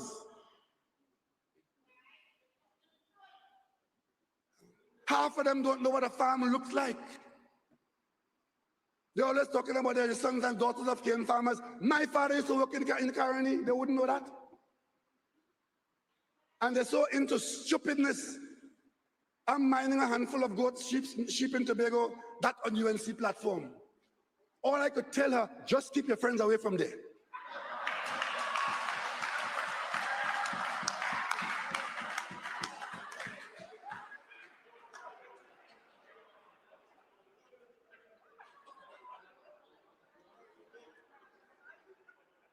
Ladies and gentlemen, some people ask me from time to time, how do you manage? How do you make it? I tell them most honestly, most sincerely, that I rely on your prayers and your support and the good sense of the people of Trinidad and Tobago. With all of these things that need to be done, this country has one prime minister, and the buck stops with me. And my job is to do the job. And I'll try to please every one of you, but there are some people who cannot be pleased. But I will do everything possible to ensure that you get the best out of even the bad situations. And I'll do everything possible with this PNM to ensure that those who have hurt you, those who lie to you, those who believe that going in office is only about themselves, that they don't see the corridors of power in this country.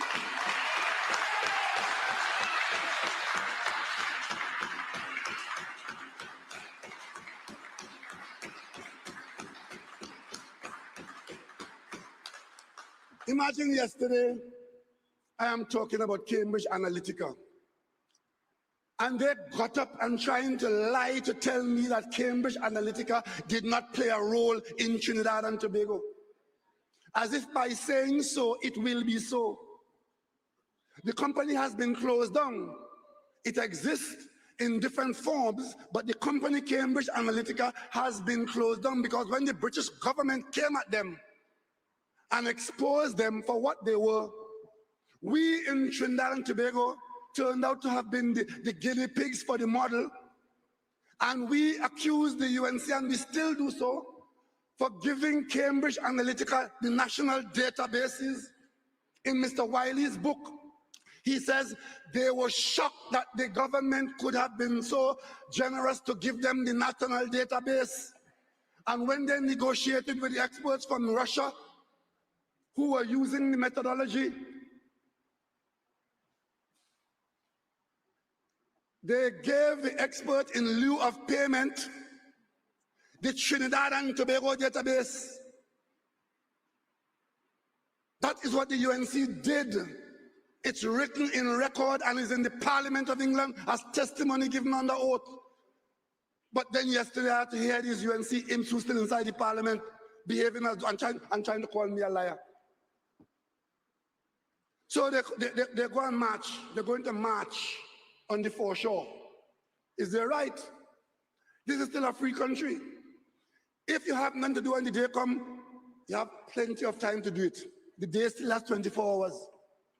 They're going to march because engineeringly, not for the first time, where we are building a road between the sea and the lagoon, where you're building a road, you're taking material in and put it there to build a road. One portion of it has some subsoil, subsurface matter. We are waiting to hear engineeringly what the problem is, because the sea is still there, the lagoon is still there, and the road is still required. But Munilal, leading people to go down there and talk about how much $1 million going to be lost, he has no interest in how much million was lost when the UNC government bought Eden Gardens for $120 million more than the valuation. He has no interest in that. He has no interest in the $400 million that the cabinet approved to be distributed in August and September of 2015, which today is in the courthouse. And after what they said yesterday in the Parliament, I have instructed the Attorney General to come to the Parliament and give you, the people, a summary of all the matters that we have been involved in so far. Give you a summary of all the claims that were being made, claims that have been settled and not settled, to let you get a flavor of what we have been dealing with, because you see, the secrecy that they want is what they're hiding behind, and I am not keeping any secret for anybody again in this country. I will tell you everything I know. I know under law, I'm not supposed to be acting sub judice on matters, but sub judice doesn't mean that you have to be ignorant to what is going on around you with your assets and your money. You need to know. If you come to my office at La Fantasy there, you would meet my office. I have a computer on which I do the work. I have my cell phone here and I have a TV there. So once I'm there, I'm linked to 3 things at one time. I follow in the United States where complaints are being made, stories. Then I see people being accused. Then I see them being charged. Then they're arraigned. Then they're tried. They're convicted. In Trinidad and Tobago, can't see nothing. And that's what they love. And you can't mention it, because if you mention it, it's sub judice. Sub judice, my auntie.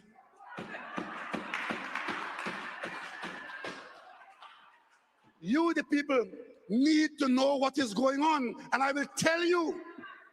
I will tell you. I would not be irresponsible, but you need to know what is going on, and then you will understand the level of bold-facedness that is taking place in our parliament and outside of our parliament. You wouldn't think that these are the people who are costing us. And you know another question they have? What we paying lawyers to go after white-collar criminals. So in other words, you could do what you want criminally, and I must say, well, it costs too much to go after them. That's what they want. Well, there's a requirement for this government to fight white-collar crime. Yesterday, he said the government is coming after them. Who you want us to go after, Maduro? Kit Mitchell in Grenada? According to our laws and jurisprudence, you go after people who have questions to answer. It's accountability. Who you want us to go after? Your name in the courthouse. I mean, some of the things that are available for your information would not only shock you, it will disgust you. And to hear them talking now about whether I am going to, and getting people to whether I am going, I will do what has to be done. If there is a requirement for a minister to be removed from the cabinet for misconduct, ask any of them, I will be the first to remove them. But I'm supposed to remove Paris because Kamala wrote a letter. That is grounds alone, not to even look at it. You remember her behavior with Danson Dansuk? Come to the parliament and read out handwritten accusation against Eric Williams and Frankie Khan, and then Danson Dansuk go and tell the authorities that this was done in collaboration with them. And of course, they got 2 ministers destroyed. Remember that? That was Danson Dansuk. The next one was the Prime Minister friend, A.V. Drilling, on platform every night, going into a general election. Their biggest point every night was fake oil, fake oil. Get Petrotrin to make a fool of themselves to the cost of $1 billion. 3 of the best judges in the world sit on the matter and rule in AV's favor. That is for she and the court. But the bottom line is, Petrotrin is a state company. It's your company. So I've instructed the Minister of Energy to lay in the Parliament next week, Friday, the full unabridged details of that arbitration. So you could read it. So when they come in to pretend it is not so, and going on every Sunday they have press conference to talk stupidness. Every Monday night they have forum. And then Thursday and Friday, they're in your ears all the time like an old bee stuck in your ears all the time, but they have nothing useful to say. I want you to read those documents and figure out if anybody in their right senses could be talking about, when I get back into government, I am going to reopen the Petrotrin matter. What is there to reopen? Yeah? And you have another one talking about the police is investigating it. The matter has gone to arbitration. 3 super judges sat on the evidence and ruled that Petrotrin had not lost anything. What you got in the police read? To be able to continue your political foolishness. Well, you can do that, but the people must know what the arbitrators say. So from today going forward, there will be continuous series of meetings between the population and the Prime Minister by conversations.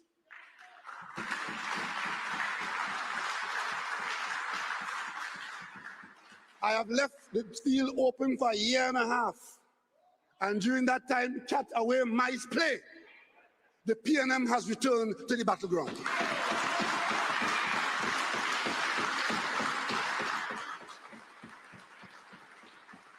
And in so doing, it is for a singular purpose.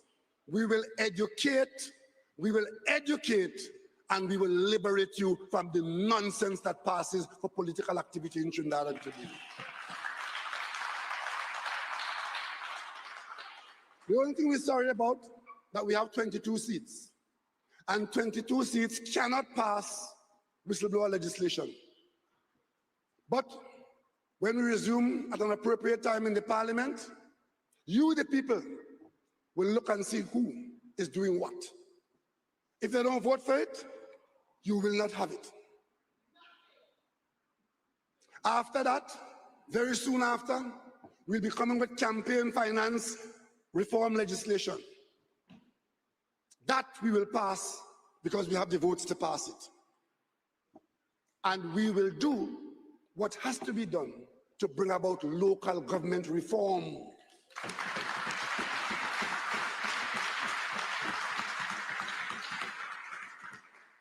That is the work program going forward in the coming months, and we will ensure that you don't make decisions based on ignorance, but you be a well-informed, well-intentioned population. And that's why you say, great is the PNM, great is the PNM, great is the PNM, and we shall prevail. Even though the road is long, no matter what come, I know I'm gonna make it. Yes, I'm gonna make it. Even though the road is long, no matter what come, I know I'm gonna make it. Yes, I'm gonna make it. A seasoned politician, an intellectual giant, a seasoned politician, an intellectual giant, ladies and gentlemen, a debater par excellence. And ladies and gentlemen, I have known Keith Rowley for many years, and on each occasion, my estimation of him grows higher and higher and higher. I want to take this opportunity to thank you all for being here, to thank those of you who participated virtually, to thank our speakers, led by our political leader and Prime Minister of Trinidad and Tobago. The PNM is out and about and back in the battle. And ladies and gentlemen, the battle is drawn, and the PNM is here as usual to face any of them down. And we are on the battlefield and we are on the move. Ladies and gentlemen, I thank you for being here. I thank our speakers led by the Prime Minister. I thank Nian Gatsby-Dolly, our Minister of Education. I thank Fitzgerald Hines, our Minister of National Security. And I ask you to go out and be vaccinated. It is important. I ask you to continue to follow the COVID protocols.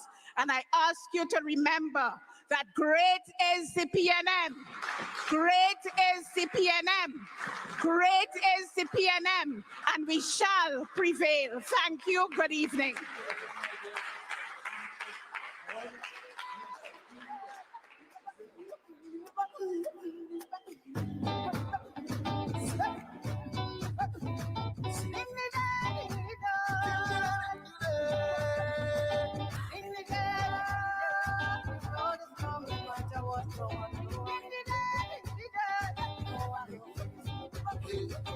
Even though the road is long, no matter what come, I know I'm gonna make it. Yes, I'm gonna make it. Even though